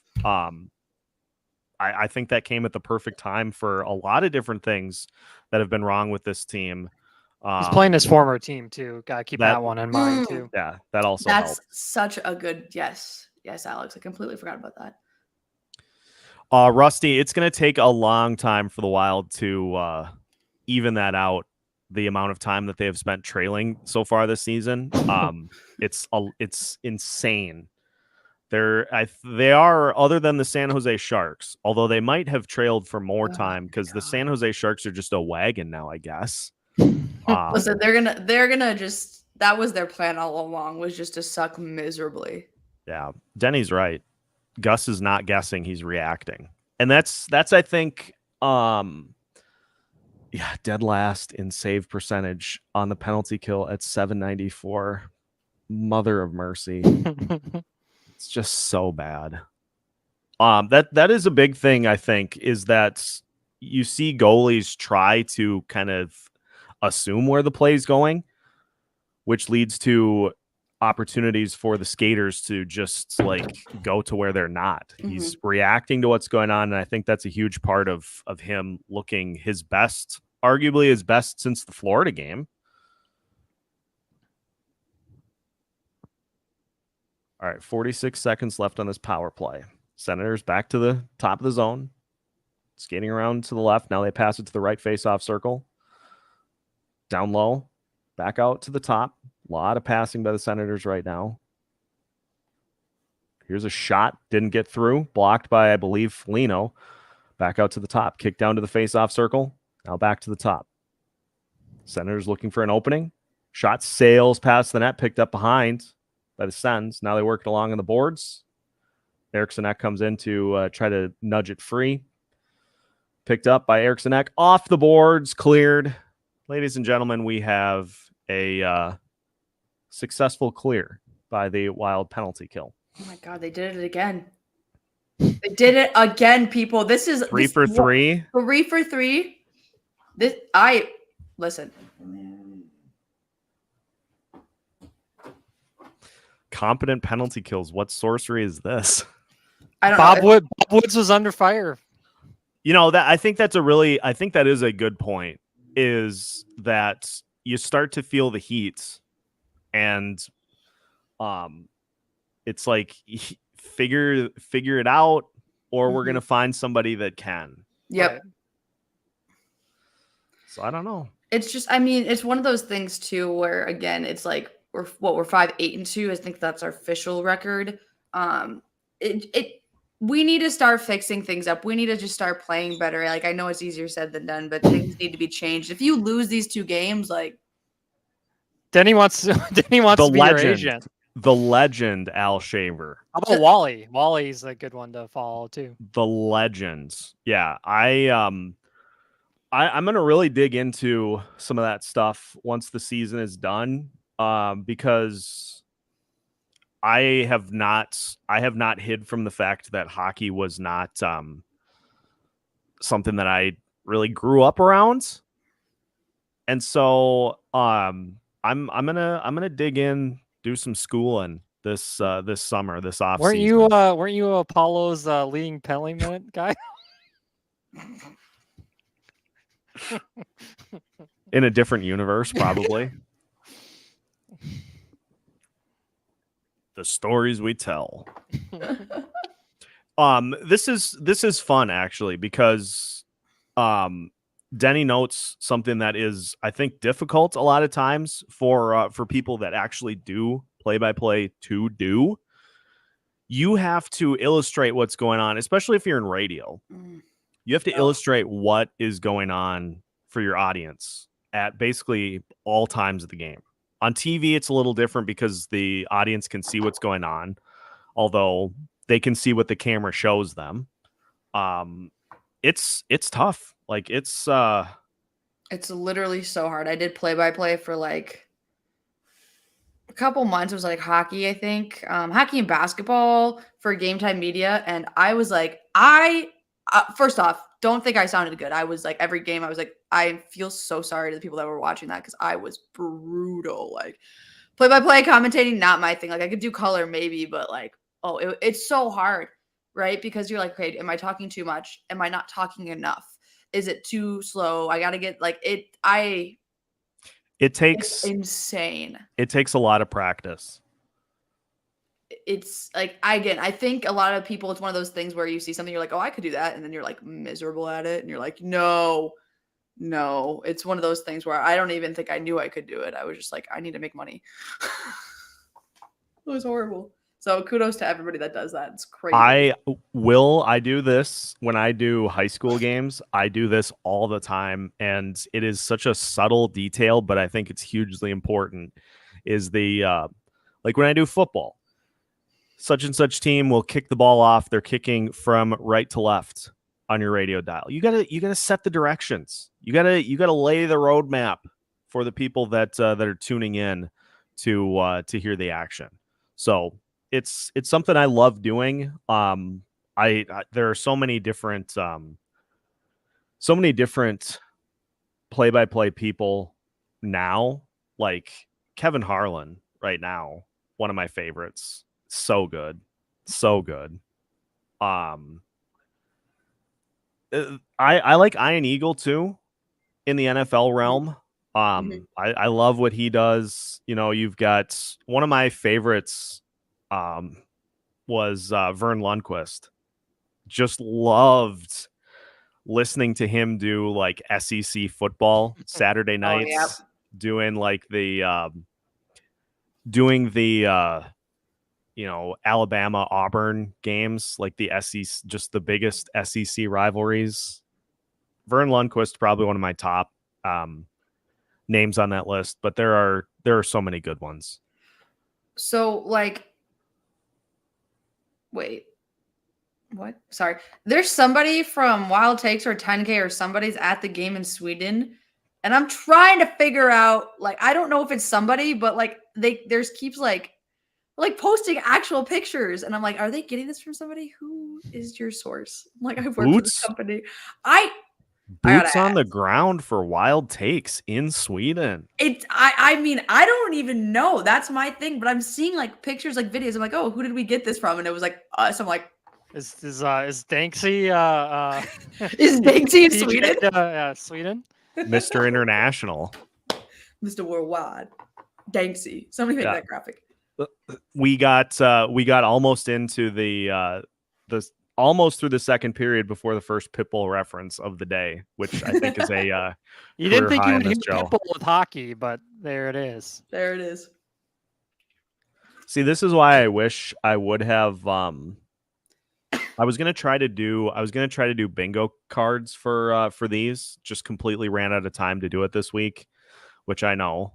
no games, but this was like catch up week at work with Thanksgiving next week. I ran out of time. I was going to do bingo cards for this, which I think would have been a lot of fun. Maybe for the next one. We'll get that lined up for the next one. It's nobody in is like wild takes, but it's Cody in 10K. So I don't know.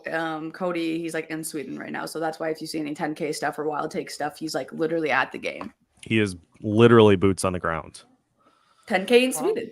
I had no idea this was happening too. Like that's why I was like, I'm like, huh? Like, what's going on? What's happening? I literally what? Gus with a good shoulder save off of the Kachuk rifle. Yeah, Jake, I was gonna mention that it is a 7 a.m. start tomorrow. We'll be here. We'll be here. If anybody we'll be up. We'll be ready to rock. I might have some breakfast while this is. I'll eat before. I want to be eating on the stream. All right, 49 seconds left in P2. It's still 1-0 Wild. Let's go. Yeah, this is not panning out to be a 4-3 Wild win. Like this is low scoring. I should have gone with the low scoring. This is the formula though. This is how the Wild have to they can't keep getting into those shootouts. No. Like you're not going to win games 7-6. Yep. Oh, look at this. Zach checking in the middle himself. In the middle of flyover country, Iowa. Listening on the radio, listening to Joe O'Donnell work his magic. Absolutely love to see it. Hope you're doing well, Zach. We'll catch you soon. Little tuss. Oh, we got a little tussling going on. Mike, where are you located? If it's 4 a.m. for you, where are you? 4 a.m. Oh, jeepers! That's early. My lord. Are you in California or something? Early or is that late?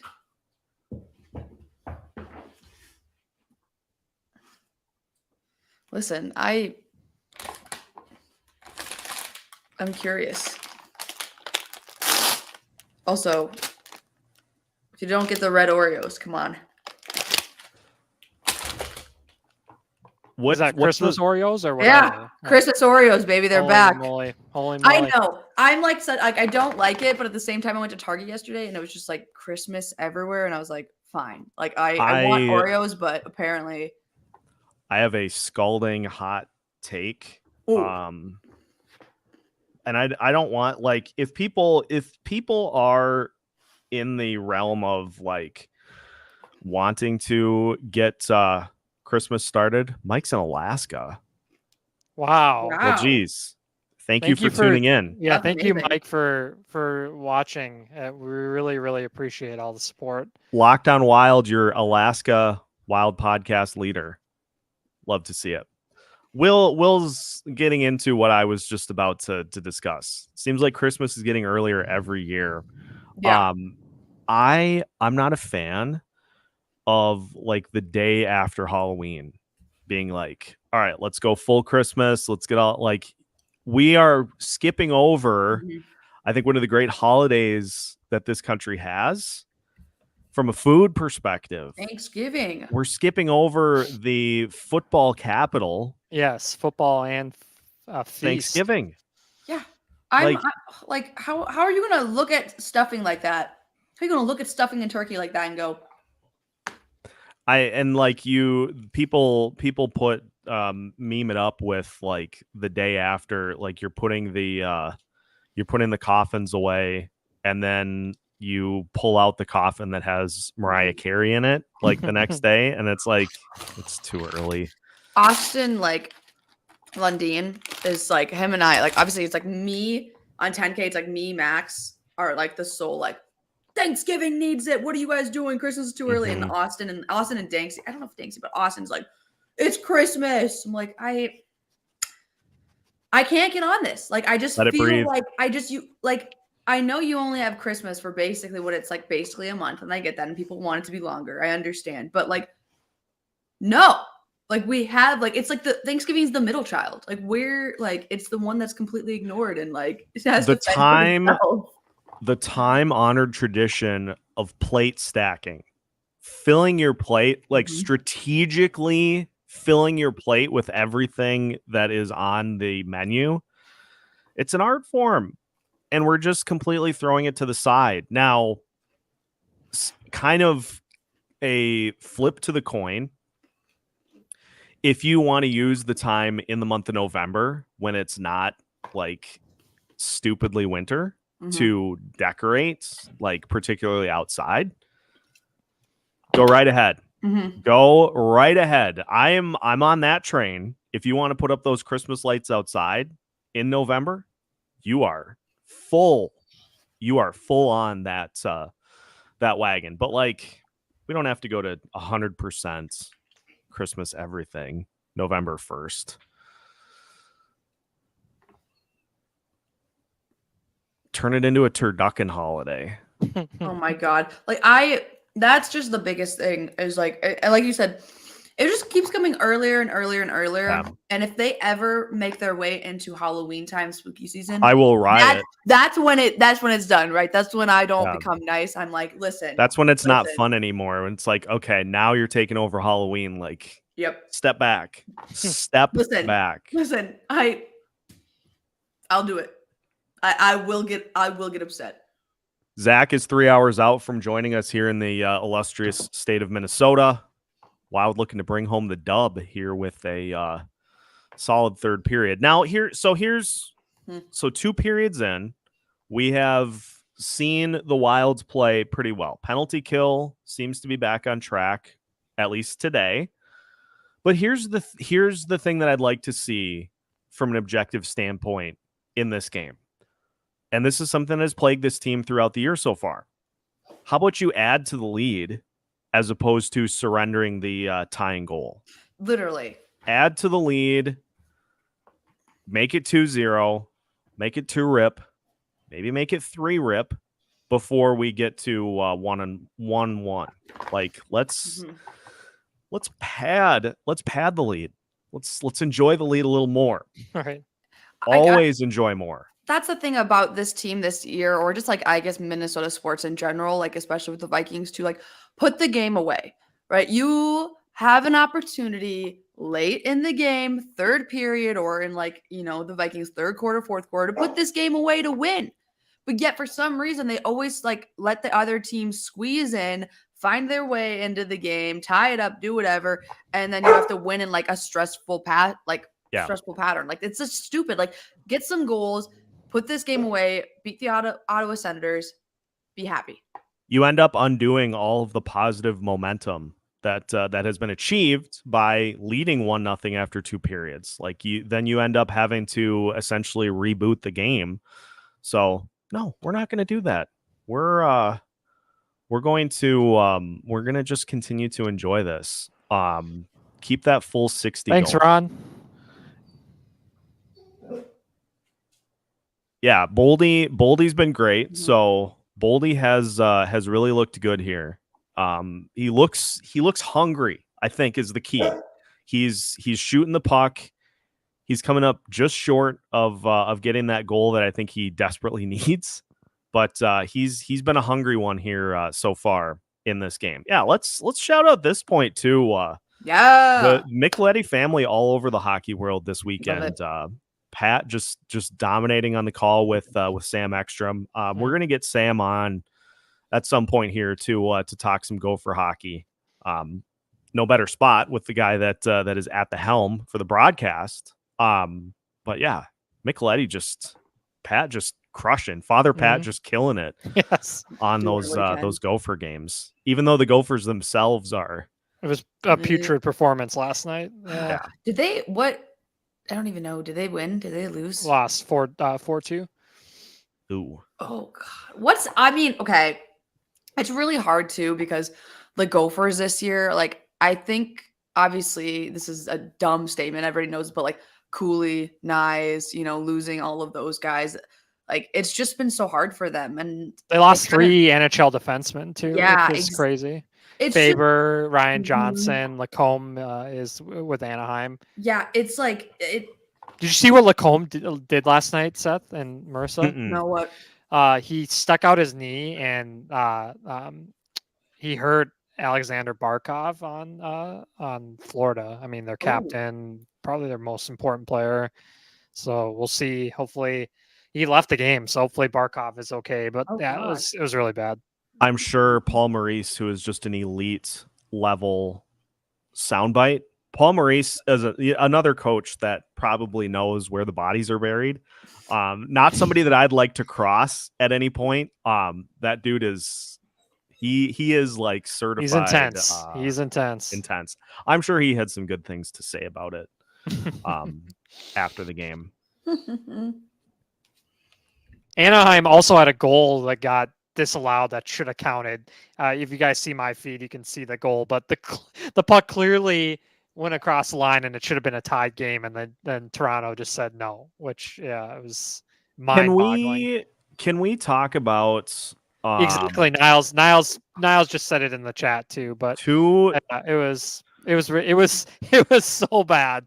And that's so hideous. Anaheim's feed, their Twitter feed is like they like blew up the picture of it, and the puck was clearly over the line. It was mind-boggling. Thanks CG for the shout out too. How about the Anaheim Ducks so far this season? Yeah, they looking much better than they have in previous seasons. You get some youth in the lineup, and it gets all the old guys out. That can make a difference. And, Yep. They're doing it without Zegras still. He's hurt again, and is he really? And Drysdale is hurt. Yeah, so I mean they're being led by Frank Vetrano. He scored again last night, and they have Mason McTavish, who's a stud too, and John Gibson having fun again. Yeah, it's nice. I mean, he put up with a lot of just awful Anaheim teams over the years. So the Anaheim Ducks last year were essentially guaranteed. It was essentially guaranteed that if you played the Anaheim Ducks, you were getting 50 shots on goal because they just GA makes a good point too that the holdouts are hurt. I mean, if you aren't if you aren't with your team and getting ready for the season, that's gonna bite you. I mean, yeah, I don't know what they were thinking. Sometimes agents, they push way too hard. Yeah, it makes no sense. All Thanos. I hate load management in the NBA. I mean, it makes no sense with Leo Carlson too. I mean, he got a hat trick at 18 in the NHL. Yeah, can we talk about that for a second? I'm a little confused as to he's not hurt. It makes no sense what they are doing, even if they try to justify it. If he is putting up what he's doing at 18. Let him continue to play. Why would you not? If you're Pat Verbeek, just make note of in the second half of the season, if it looks like he's getting run down, then you give him a break then. Right. Like, why are you okay? So his energy level 100%, like a phone. Let's talk about this. Let's talk about this like your cell phone battery. If you after one game get down to like 80%, it doesn't make sense to plug your phone back in and charge it from 80 to 100. You wait until it's all the way down to like 13-12%, and then you charge it back up to full. It doesn't make any sense. Pat Verbeek, again, he gets that Bill Guerin trade, that Pat Verbeek was like, I think we're gonna just hang on to Klinger. And Guerin is like, sure you are. Sure you are. That's an all-timer. Let's go. It's awful. All we know for the Lucic situation, Gun-Toting Granny, is that he's been put on indefinite leave by the Bruins. there really isn't any more that has come out on that. So it may be something that we touch on if more comes out by, say, Monday. But at this point, they're aware of what's going on. The Bruins have said, and they just have put him on indefinite leave. So it's obviously it's a frightening situation. And yeah, that's about all we got. Hey, we got Sens fans in here. Big Gus looking solid so far. Gus Bus. All the wheels have full air. No alignment issues, no transmission fluid leaking, no oil are out. Oh, looks like there maybe has been a little more. Yeah, he doesn't have a shirt on. Good Lord. It's an interesting mugshot. It's super unfortunate for a guy that man, he's a legend in Boston, and the fact that it's happened there, it's he's such a fan favorite. It's just I hope his family is okay. It's really scary to have something like that. He's a big dude, and the force that somebody like that can put on somebody. It's scary. Potentially, we talk about CTE and the effect that it has on athletes a lot. Hard to say. Antonio Brown. I don't think Junior Seau. I don't think we'll be seeing Lucic in the Boston lineup for a long time. No. I mean, and if they do, it's one of those things where then that's a deeper conversation, not even with like the Bruins, but just with the NHL overall. I mean, when you have something like that, with a domestic and everything, it's just it's such a touchy situation, but it's just hard to talk about, because it's right. Yeah, it's scary. And it could be a situation too where the NHL got involved when the Bruins made the decision to suspend him indefinitely. Mm-hmm. Had they not made that call, that could have been one that the NHL just hopped in and said, "No, this is what you're doing." Boston had that whole debacle with the Miller kid last year when they decided to sign him after the racist stuff when he was in middle school and high school, and then getting kicked off North Dakota's team, and then Arizona saying we don't want this kid, and then Boston decides to sign him. That was a complete debacle, and he never really fully apologized for what he did to that kid. Yeah, it was just crazy.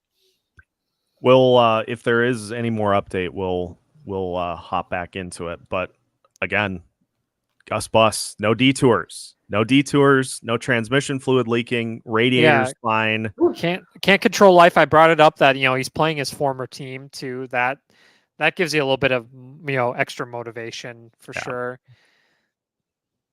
No yelling on the bus. Everybody on board? Good, great, grand, wonderful.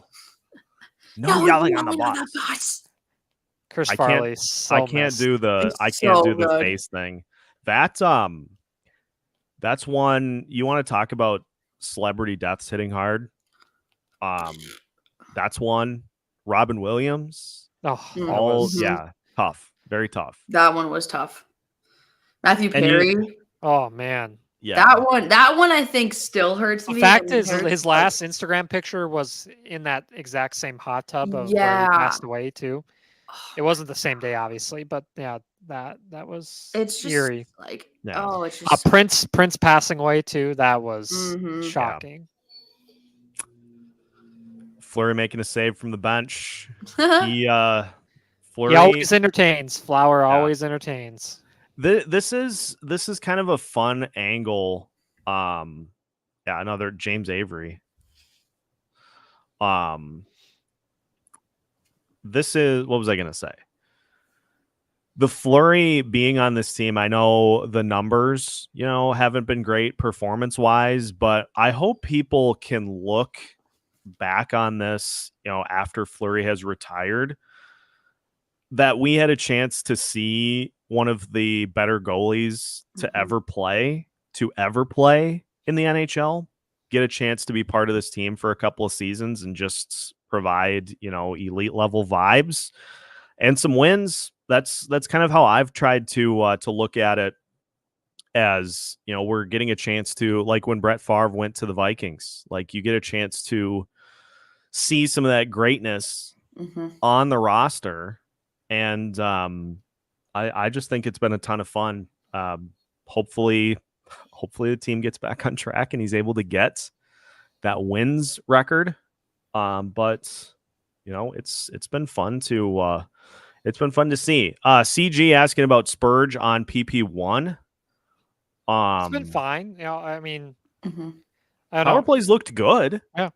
They've had chances. Just haven't been able to cash in quite yet. But that's what happens sometimes is you don't score, but the power play looks good. I think, again, eye test being a huge important factor in this one today. I think the power play has done the job. Even though it's 0 for 2 at this point. We just need to, and that's the hard part about it is like, we just need to get, if we have that opportunity, we have a one-man advantage. We need to learn how to get the puck in the back of the net. They're so crucial. And then especially the amount of time that we go to the box, take advantage of those because again, it's only one goal. Yeah. And like knock on wood, but we don't want to slip up and let that in. And it's just like, that's my biggest thing with this like team. I'm like, can we just like, again, like we talked about this, can we just win? Can we just like win? Can we just like, comfortably win? Just comfortably win. Like why? Why is it so hard?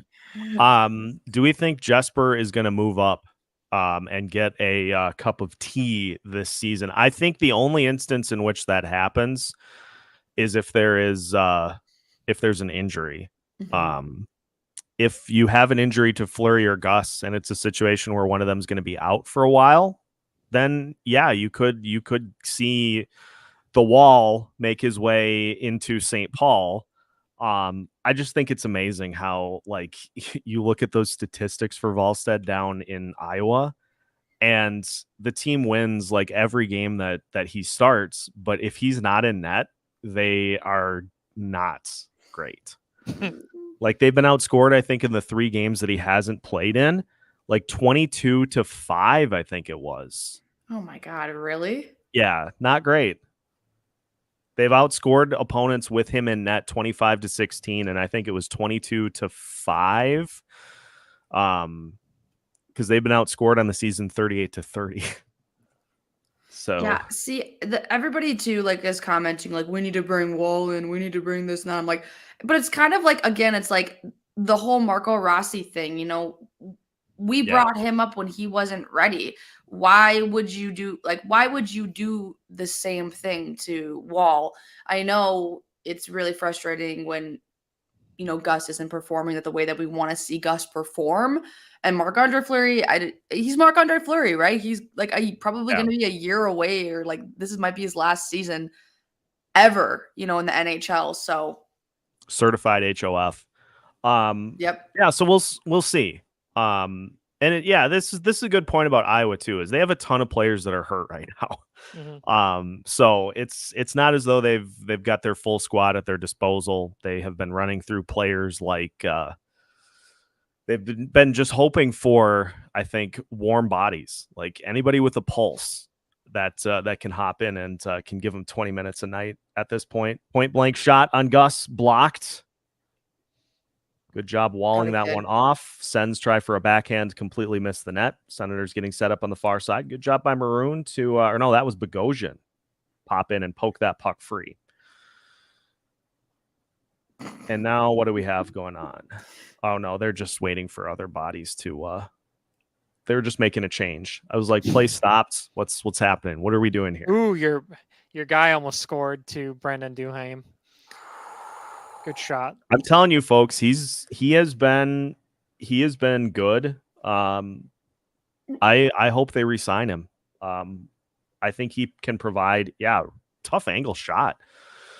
Gun See you, Tone Gun. Granny heading out to the field. We appreciate you joining. We appreciate everybody hopping in. Gun Tone, are you a farmer or what? What do you mean by the field?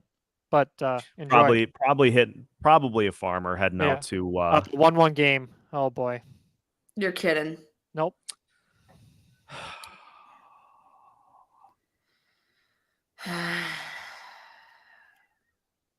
shot from the face-off circle.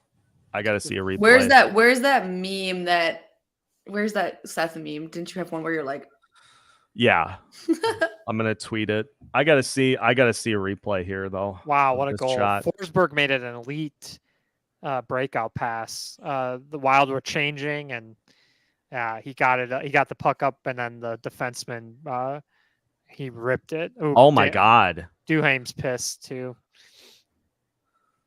Brandstrom's first goal of the season. Wow. That was a hell of a shot. Rocket. Yep, they went oh high. yeah, Duhaim's pissed. Rightfully so. It's a 300 stick. Bye-bye. No, right? Like Shattered.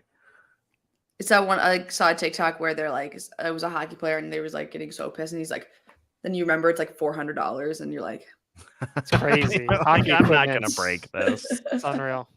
All right, so bounce back, fellas. Bounce back. You gave up the goal. Forget Right. about it. Don't let this turn into, for as well as they've played, don't let this turn into all of a sudden now a 2-1 deficit. Just regroup. Single game tickets available now. I gotta make it to a game so bad. But like, I know I want to go to a Vikings game. I want to go to a Wild game. I moved to Omaha. It's just a weird vibe. And their Forsberg gets the assist. Wow, goalie assist.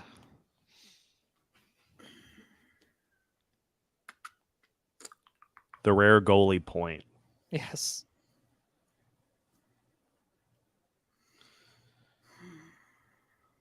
All right, who's going to score? Who do we think? Comment section, fire up. Who do we think?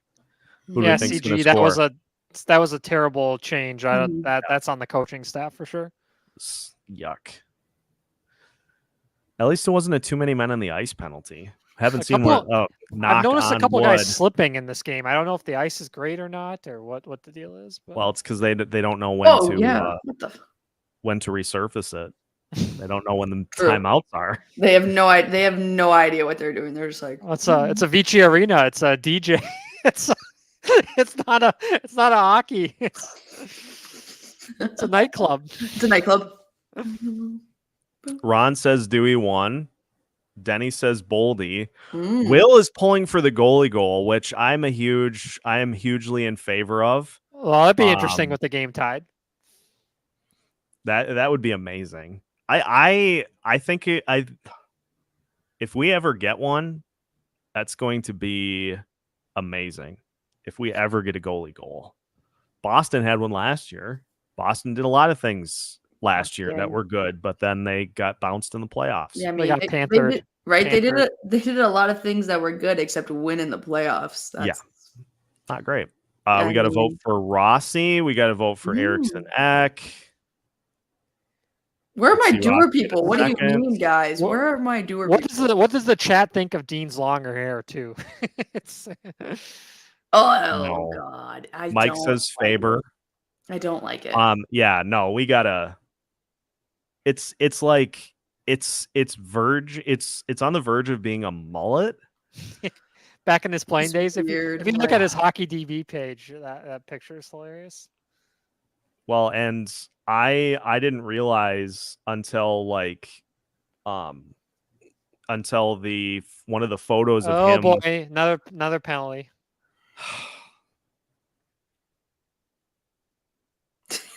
We should have screen grabbed that. Seth is like this, and I'm like this. We're just We're- like we are not. like just so much pain in our eyes, Yeah. man. We are certified down. Not for bad. the Wild. Not for the Wild. Penalty Oh. for Ottawa. Oh, Sorry. Yeah. Okay. No, power play. There we go. Thank you. That's what we need.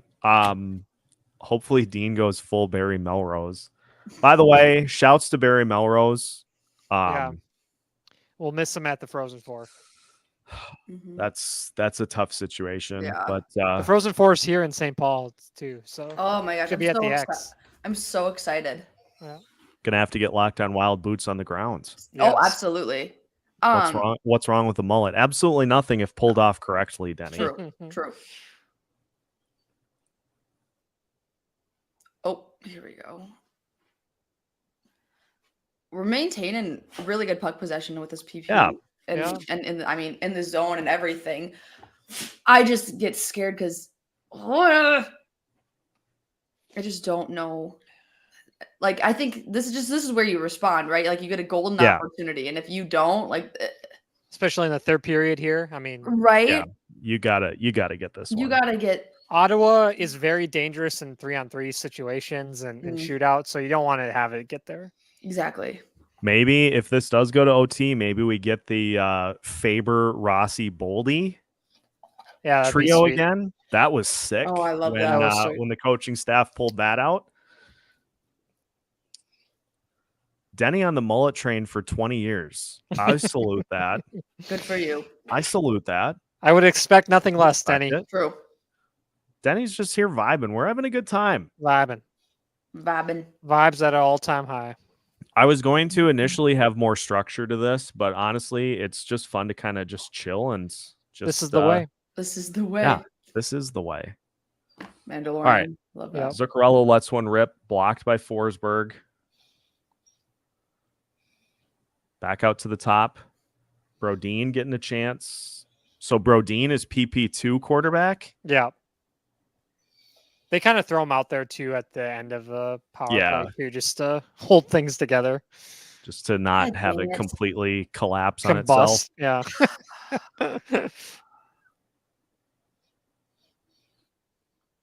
All right. Tough angle for Zuccarello. Forsberg. Oh!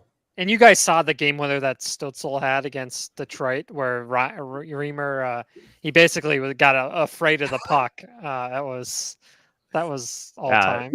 Timmy Stutzla just working on his baseball swing. Yeah, noted. Him and Max Kepler from Germany. Patty Maroon going to the penalty box here. Yeah, it's unfortunate. You want to talk about an ill-advised penalty? That would be there in the definition of it. I could show my frustration, but I think I will. I'll allow somebody else to do it. Denny's got to be having a Bud Heavy. It's Yeah. What's on the drink menu? It is past noon now, so people are. There you go. Now it's you know what? Can fully be on board. I think I will for Grain Belt. Hell yeah. Grain Belt. Good. Grain Belt Elite. Minnesota. That's a great choice. Love it. I think I'll fire up for tomorrow. A little Sunday morning. Sunday morning breakfast beers, I think I'll do. Just gotta pick Breakfast beers. Yeah. Why not? I like Why it. not? I like it a lot. Niles is on the Jack and Diet Coke. Support that. Yeah, every time I drink this, everybody thinks I'm like drinking something. It's water, guys. I don't know if anybody knows Liquid Death. It's fantastic. I thought at first it was a Four Loko. Oh, You're like, oh my God, Marissa. Like in the morning.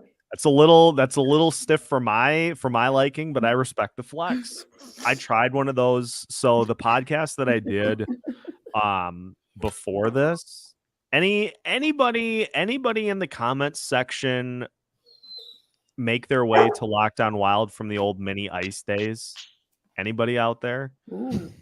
I tried Four Locos for one of our episodes. Did not go well. No, it's like even in the college days, all my friends and like my kiddo would drink it, and they're like, "Here you go, Marissa." And I was like, I physically cannot. I can't eat. Oh, it gets you. It does the job.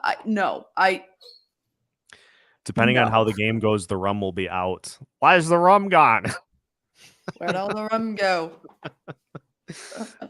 Okay, now I was gonna say now Iowa is wow, we've got a wide range of celebratory drinks. Tito's screwdriver, breakfast whiskey, some Before I Dies before the game tomorrow. We've got a lot of good things going on. Coors Light.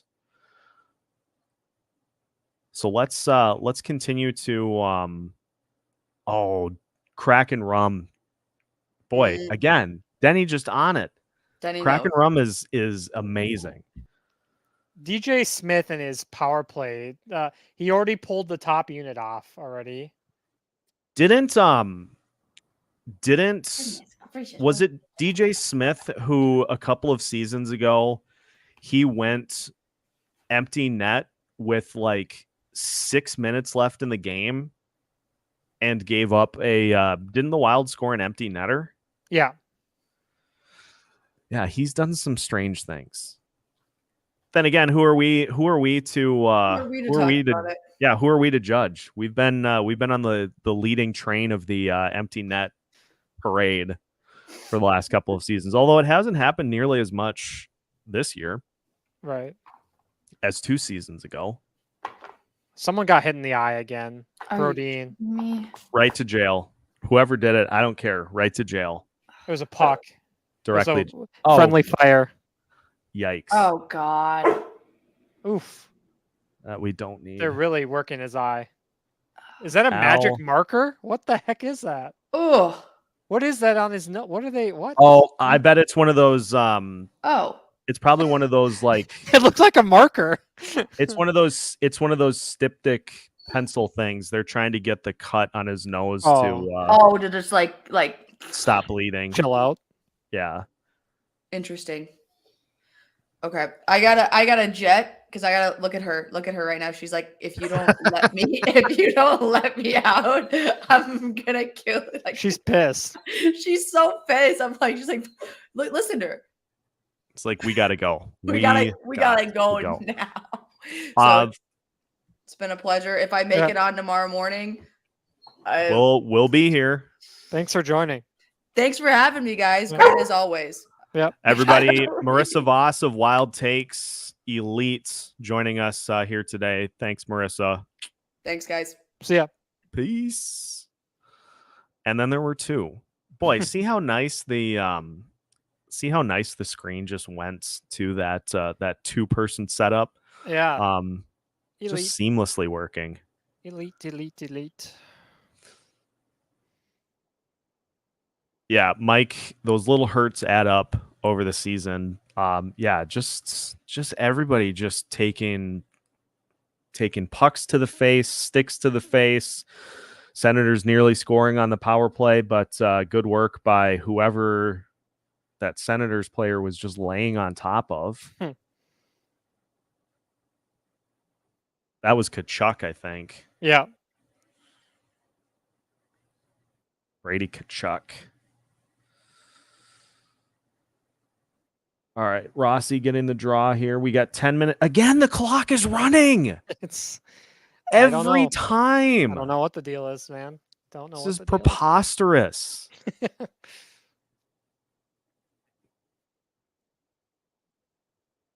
Oh, thank God that was not called a penalty. There was a Sens player that just went down in the area of Kaprizov, and I'm like, they're going to call that, aren't they?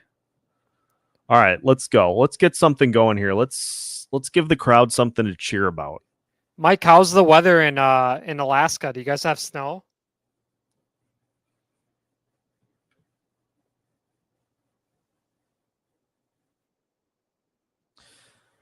Sens driving past the far side to Zuccarello. Gets into the box. Over to Kaprizov in the face-off circle. Is it just me, or does it seem like Kirill is skating a little better in this game? Yeah, he does. Yeah. It seems like he looks a little like he's got a little bit more juice to him. Oh, Kachuk was so close there.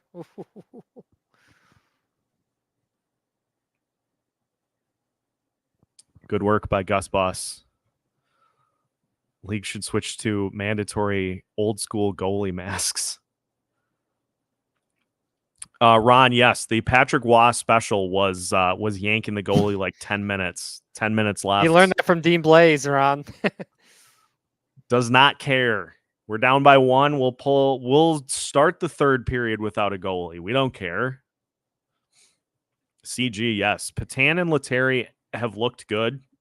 Some nice jump that they have added to the lineup. But I think you see from those guys playing as though they could potentially be out of the lineup in the next game. Like they're playing for spots permanently on this team. Letary still is providing that because he knows that with Freddie Gaudreau coming back, he could likely be somebody that gets sent back down. So they're providing that play like there's no tomorrow, something that is, I think, missed on this team so far. So yeah, they've provided some good things for the Wild here. 2 blizzards with about 12 to 14 inches each, and another couple of storms that have been less than that, setting records in Alaska in the month of November. You guys can have all that. I don't want it here. Unreal. I don't want snow. Not yet. I know we're going to get it, but I always like when we don't have snow, like around Thanksgiving time. December's when it can start snowing. Right. Leave that in December.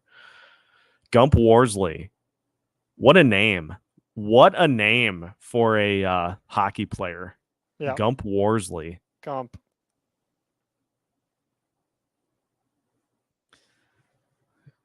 Gorg is interviewing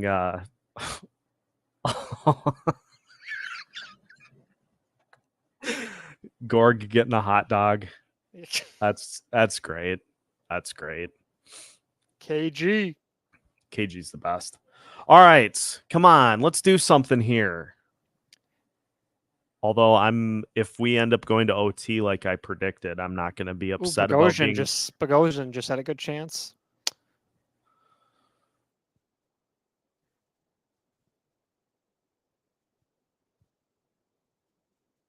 Ooh, little backhand sauce. Yeah, it was close. Let me tell you about the 91 Halloween blizzard. Yeah, that was something. Wild going on the PP again. Delay a game. Another Senators special. Airmailed the puck. Batherson again. That's 2. Oh boy. Can't control life. That's 2 penalties for Mr. Batherson. Bogosian has looked good. I think it just took him a little, like a half minute to get acclimated. People were ripping me on him. I said, you want to add a guy like that to the team. I mean, he's won a Stanley Cup. He's a big guy. It's worked.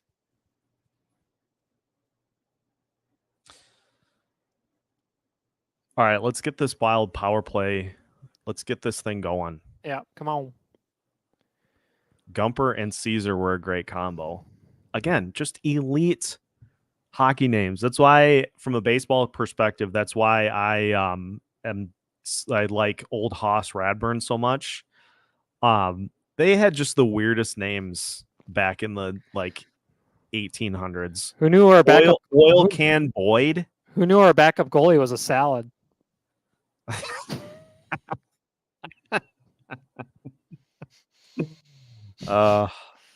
Good stuff. Yes. See, Perfetti, he was drafted right after Rossi, and he's got a goal in 5 straight games. Winnipeg's we all thought Winnipeg was going to finish last in the division or close to it, and they're a surprising team. But I mean, they have a lot of offensive talent, and Nino is having a good season there, and obviously Kyle Connor and Scheifele, and I was surprised getting a follow was a big pickup. Yeah, in that PLD trade. That'll end up working out well for for Winnipeg. And the fact I think that Hellebuck and Scheifele both decided to stay was a surprise too.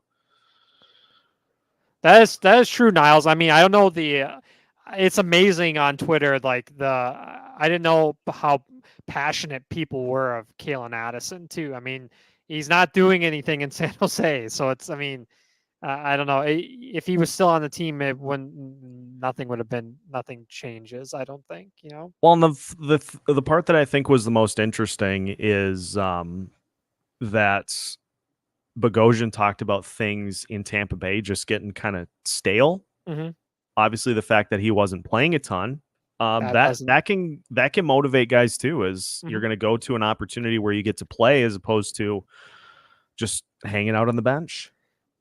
And expiring contracts, so he's trying to stay in the league. When you're it's crazy that he's the same age as me, so thinking you're done, like that's the age of where your career's over is frightening, because I still feel young. I love when that meme pops up on Twitter where it's like, and the announcer's talking about like a 32-year-old player, and they're like, he's one of the oldest in the league, just an absolute fossil. And I'm like, it's like I didn't know my life was over at this young. You know? Boy, how can I recover from this? Oh man, yeah, it's crazy. Okay, so that wasn't a great power play. No, that was. So I would say of the 4 that they've had, there have been 3 that have looked good. That one was not. No. I will be right back, okay? 1 second. All right. We got you.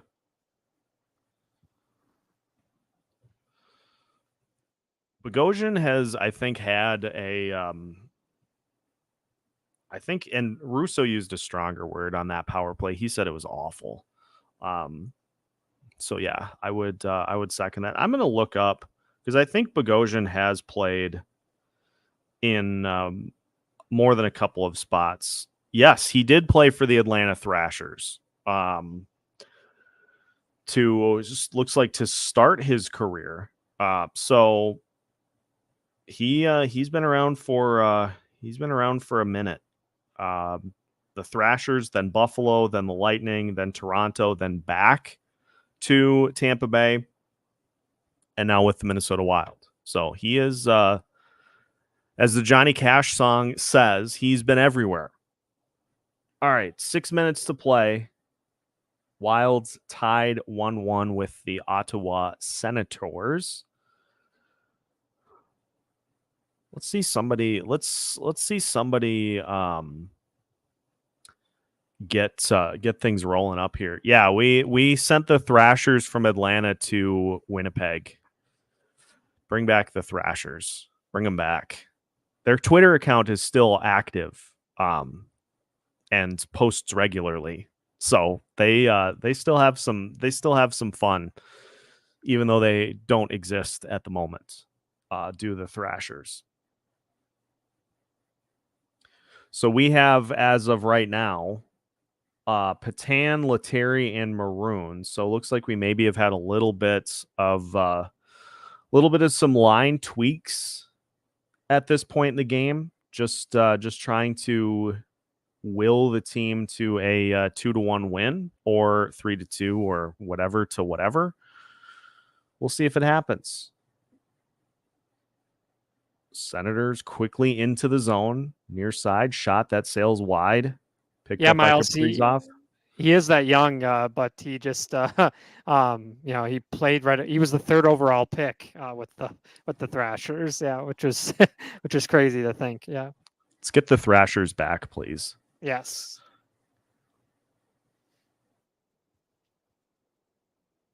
Lengthy puck battle in the corner.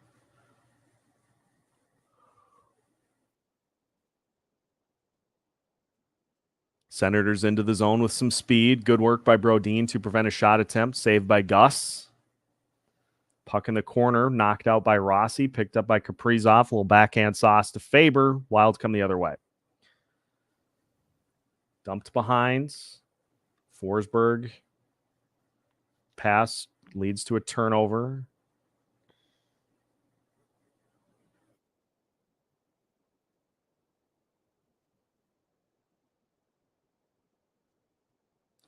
Does Kaprizov really not have that? If that's the case, that's it's crazy. not good. It is. It's crazy.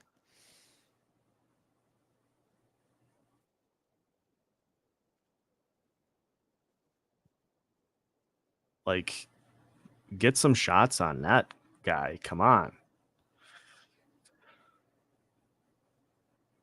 Final 3. We're heading into the magic hour here. Mm-hmm. Yeah, 0 shots on net. Yikes. It's crazy.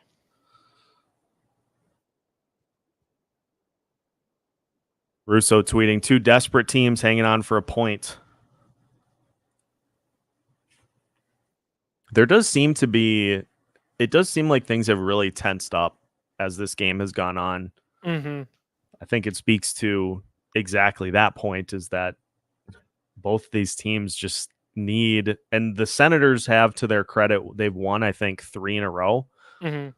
But the Wild, just in the worst way, just need to get on track. They need to get a couple of wins stacked up and just get on a roll so that everybody stops death gripping the stick, being afraid to make mistakes. Yeah, it's not a good combo at this point. But it does appear as though Sens ice it. It does appear as though we are going to head to OT. Yeah, it seems like it.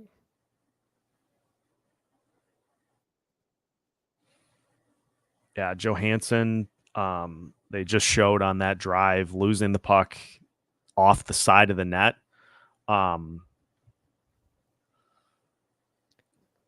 This is a good question. At what point do we question the effort side of things for Kaprizov? So my thought with Kaprizov is, and I saw this mentioned on Twitter, is that just because his MRI didn't show anything in terms of a new injury, I think he's very clearly still just not 100% from the injury last year. And it may be that he is 100%, but it just doesn't seem like he trusts it. No. It doesn't seem like he trusts his body to he's to not be able skating to on do. his edges like that we've seen him do in the past. So I think that's part of it. I mean, that was something that, was talked about heavily when Teddy Bridgewater tore his ACL. Is he going to mentally be able to kind of do all of the different things that physically he can do? So I think that is something that is part of the issue. But like, I don't know what you do about that. Like, it's very clear something's going on, and you can't just continue to trot out the same things. Like, you gotta shake some things up to make something happen. Part of me fears the trade request is coming. I mean, maybe it could be that he does at some point say enough is enough here, but he's got to, what Kirill has got to realize too is that, it's one thing to be a star level player who is unhappy with a situation and how it's playing out, but he's part of the problem. Like, right. if he is wanting to be traded to some other team, he's part of the reason that this team isn't clicking right now. And so if he improves what he's doing on the ice, that's going to help this team and is going to help them start to stack some wins together. So if he performs how we expect that he can, that's going to help with a lot of this that could be viewed as like frustration with how the team's doing. Like, right. Look in a mirror, my guy. All right, OT. Wonderful. You know what is good? You know what's going to end up happening with this, because Gary Bettman talked about it in the pregame. We're going to get shootout. We're going to get a damn shootout. just because. Shootout fatigue is not a thing. Like, I think it is. You sure about that? Are you sure about You that? really sure? Maybe Kaprizov just needs to go to a drive-through and order 55 burgers, 55 fries, 55 shakes. Thanks, CG. Yeah, it's Let me go first. Hey, hold on, let me go first. I'm doing something. Yeah, he was using those edges to just blast by people. He's not doing that right now. these Sky Rizzy commercials are always absolutely ridiculous. Commercials in general. Right.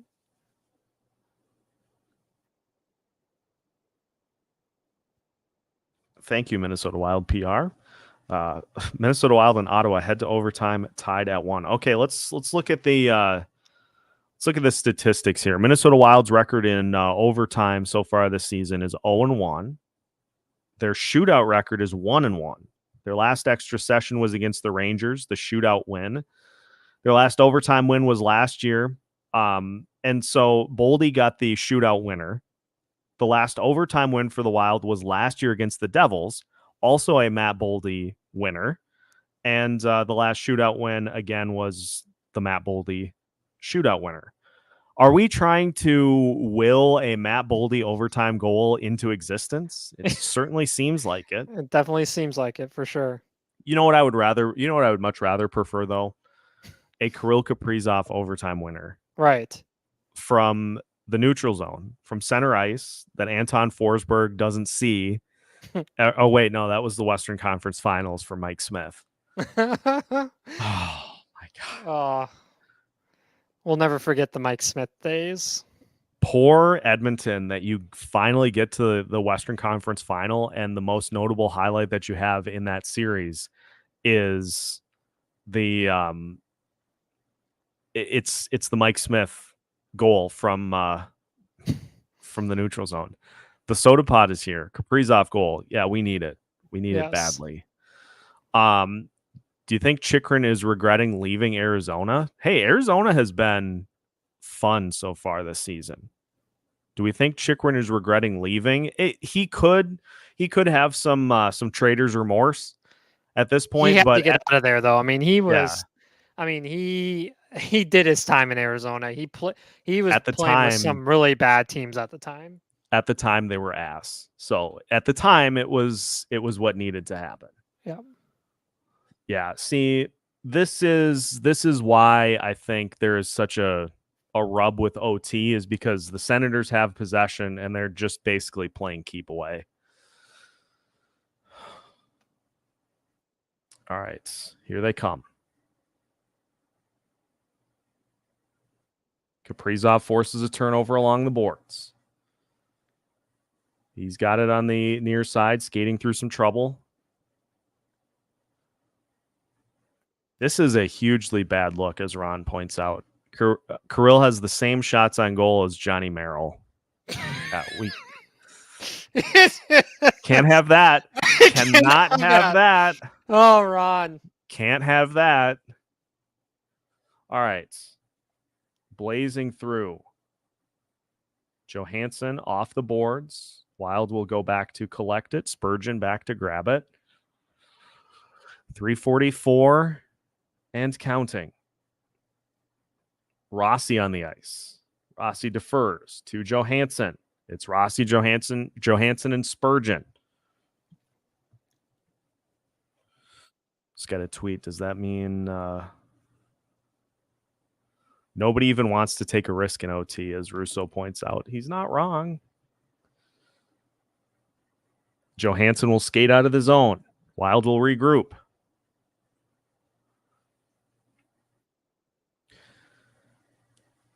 Off the boards. Played by Johansson, far side. Johansson ahead to Zuccarello in for the Wilds. Zuccarello on the near side. He doesn't even want to look like oh, man. Lots of turnovers here. This is... We got... Oh, my God. We we have Kaprizov and Zuccarello. No one wants to shoot the puck. They keep passing it. Oh my goodness. Oh my God. They're like, here, you have it. You take it. Neither of them wanted to shoot the puck there. You can't get that close and somehow manage to not. Oh boy, that's a disaster. Big yuck. Big ol' yuck. Oh, All right, now Tarasenko. it's Oh boy, Senators' they have their big chance. guns out there. Yeah, they smell the blood. Just blare yakety sax over the speakers. All right, Vladdy, let's see what you have. The Benny Hill theme. Yeah, Mike, I don't know why Zuccarello didn't want to shoot the puck there. They were just going back and forth. Just having fun in front of the net. Like, Oh. shoot it. Rip one. What's the worst that can happen? The goalie makes the save?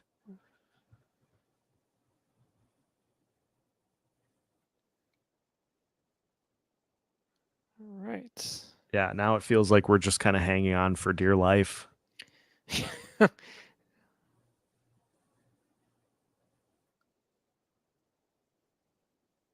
Oh my God. Senators just. We got Vinny Lettieri playing an overtime. Well, Krill finally gets a shot. We got one. A shot, that is, not the winning goal. How big of a megaphone do I need to reach to Sweden to yell shoots? Sizable. Very sizable. I mean, another turnover. Kirill didn't want to shoot it. Zuccarello, nothing. Kirill again, nothing.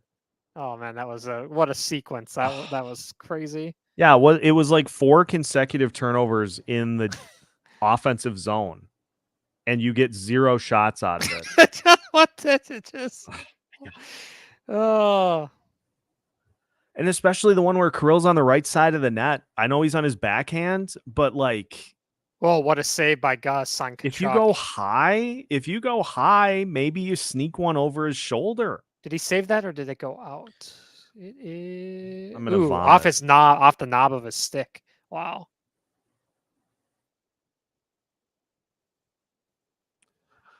Offensive zone face-off here.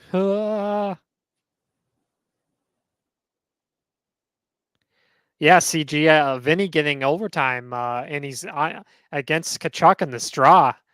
Dean's trusting him. Lost the draw though. Not good. The commissioner of the NHL, Gary Bettman, is screaming, "No shootout fatigue. It's not a thing that exists. We don't have shootout fatigue. We don't need to do anything about overtime. We don't need to change any part of it, any aspect." Turnover by Vinny. Oh boy. This is 2-on-1. Oh God. Boy. Oh, great stick by Brodin to save that. Oh, Vinny had a rough 30 seconds there. Now they're really hanging on. And shootout. My God, what have we done?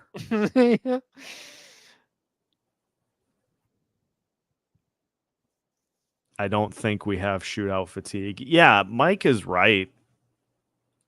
At end to that game, like, it was fine through the first couple of periods, but as soon as the Senators tied it up, they just flat out went to playing to not lose, which right, you don't like to see that. You can't do. Just can't have it. I'm gonna tweet out.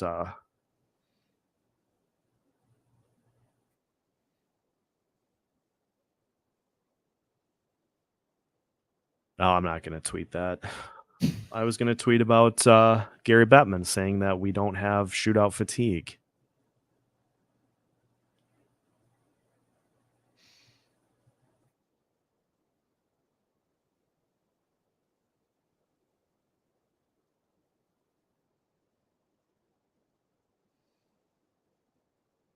I thought, oh man. Or did Brodin get a stick on that? Did anybody see that? Did he get that or? Oh. Kaprizov missed Forsberg goal. So who starts? So it's going to be Zuccarello that starts it. Like, I can just tell you the lineup. I can just tell you. Zuccarello will start it. So Bettman, shootout fatigue. Bettman saying that people are not getting tired of the shootouts. He thinks the shootout is a great part of the game, an exciting part of the game, and he does not believe that people are tired of it. So that's where I don't think there's shootout fatigue. That was the phrase that he used, saying that he doesn't think that fans are tired of the dumbness that is a shootout. Stop by Gus. Stutzla. Got Timmy. Stutzla. The 5-hole was open too. I'm shocked that he didn't go 5-hole, but so Zuccarello will start it for the Wild, guaranteed. Yep. Guaranteed. Mr. Long Stick. Oh yeah. That was an interesting choice for off the pipe. Stutzla. Off the pipe for Zuck. He's mad at himself. Oh, he had him beat. He went super slow, right off the pipe. Oh, the fan reactions just great. Come on. Batherson.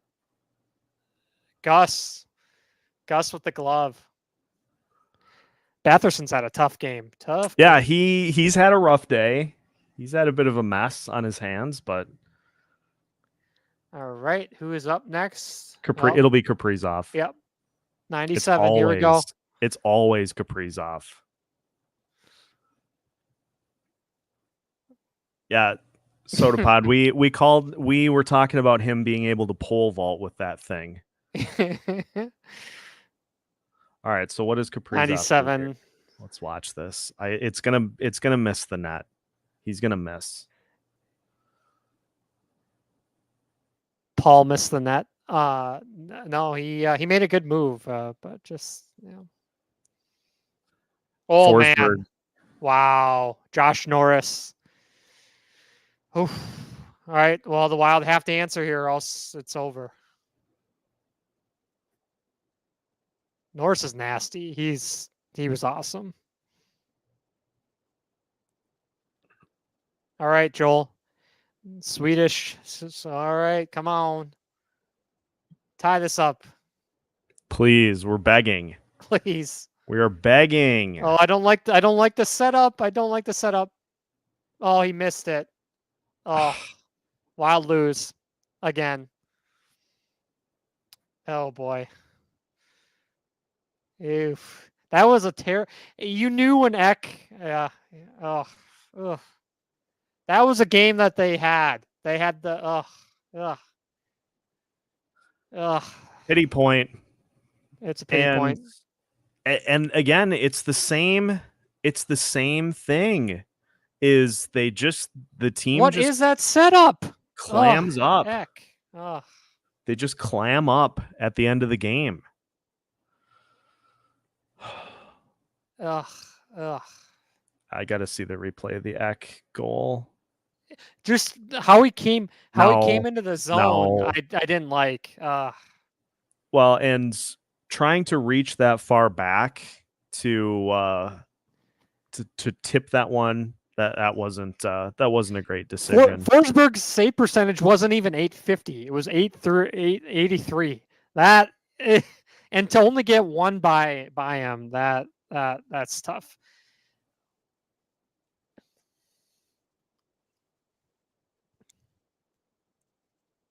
Yeah.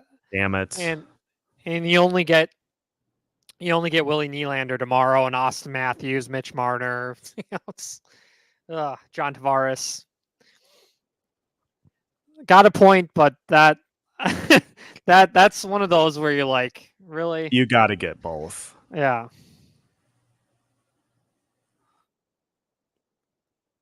Who used to do that? The kind of reach back move. Forsberg.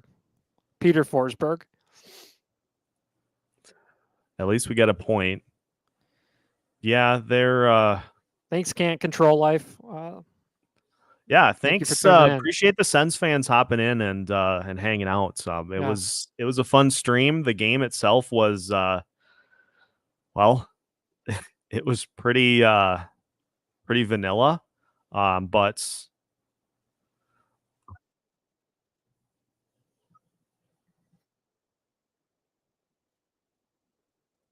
he's gonna be bowling shoe ugly tomorrow. What a line. That's amazing. Oh, I wish YouTube had the translation. We have a Russian comment, but I have no idea if you can like grab it and then like yeah, let me see if I the... can. Of course, it's not letting me. It's not letting me, but appreciate that we have people across the pond that are tuning into our stream here today. Yeah, the game was meh. The results were also meh. And yeah, we're gonna Thanks, conclude. Amanda. I think here for today. I will be doing a postcast here in a little bit. But yeah, thank you everybody for hanging out. Is the PK back? PK looked good today. Yeah, 4 for 4, right? Or 5 for 5, something like that. I think 4 for 4. So yeah, I think the PK, that was their best day of the year. Power play was good 3 out of 4 times. I think that was a Russian translation for what a mess we just watched. If anybody can get that on the translation, I would love to know what it is. But yeah, I'll see if I can grab that after the fact. Because the only options that I have are to put the commenter in a timeout or ban them entirely, and I don't want to do either of those things. So we'll see. But yeah, that's gonna wrap it for today. So big shout out to Marissa for hopping in for most of the game. Alex, big shout out to you for hopping in here today. Thank you to all the listeners that came in, and this was a lot of fun. We'll do it again bright and early tomorrow. So make sure to join us for. Thanks, Mike. Yeah, if you haven't already, make sure to subscribe to Locked On Wild. For watching.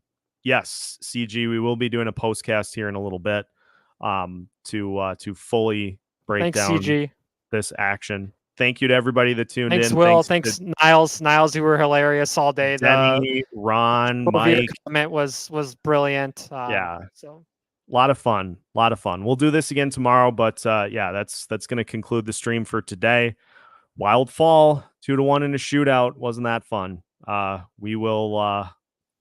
We'll catch you tomorrow for the second edition of the Sweden streams. And until then, make sure that you enjoy everything that Locked On Wild has to offer from a content perspective by subscribing on YouTube and following us on your favorite podcast platforms. Locked On Wild is out. Peace.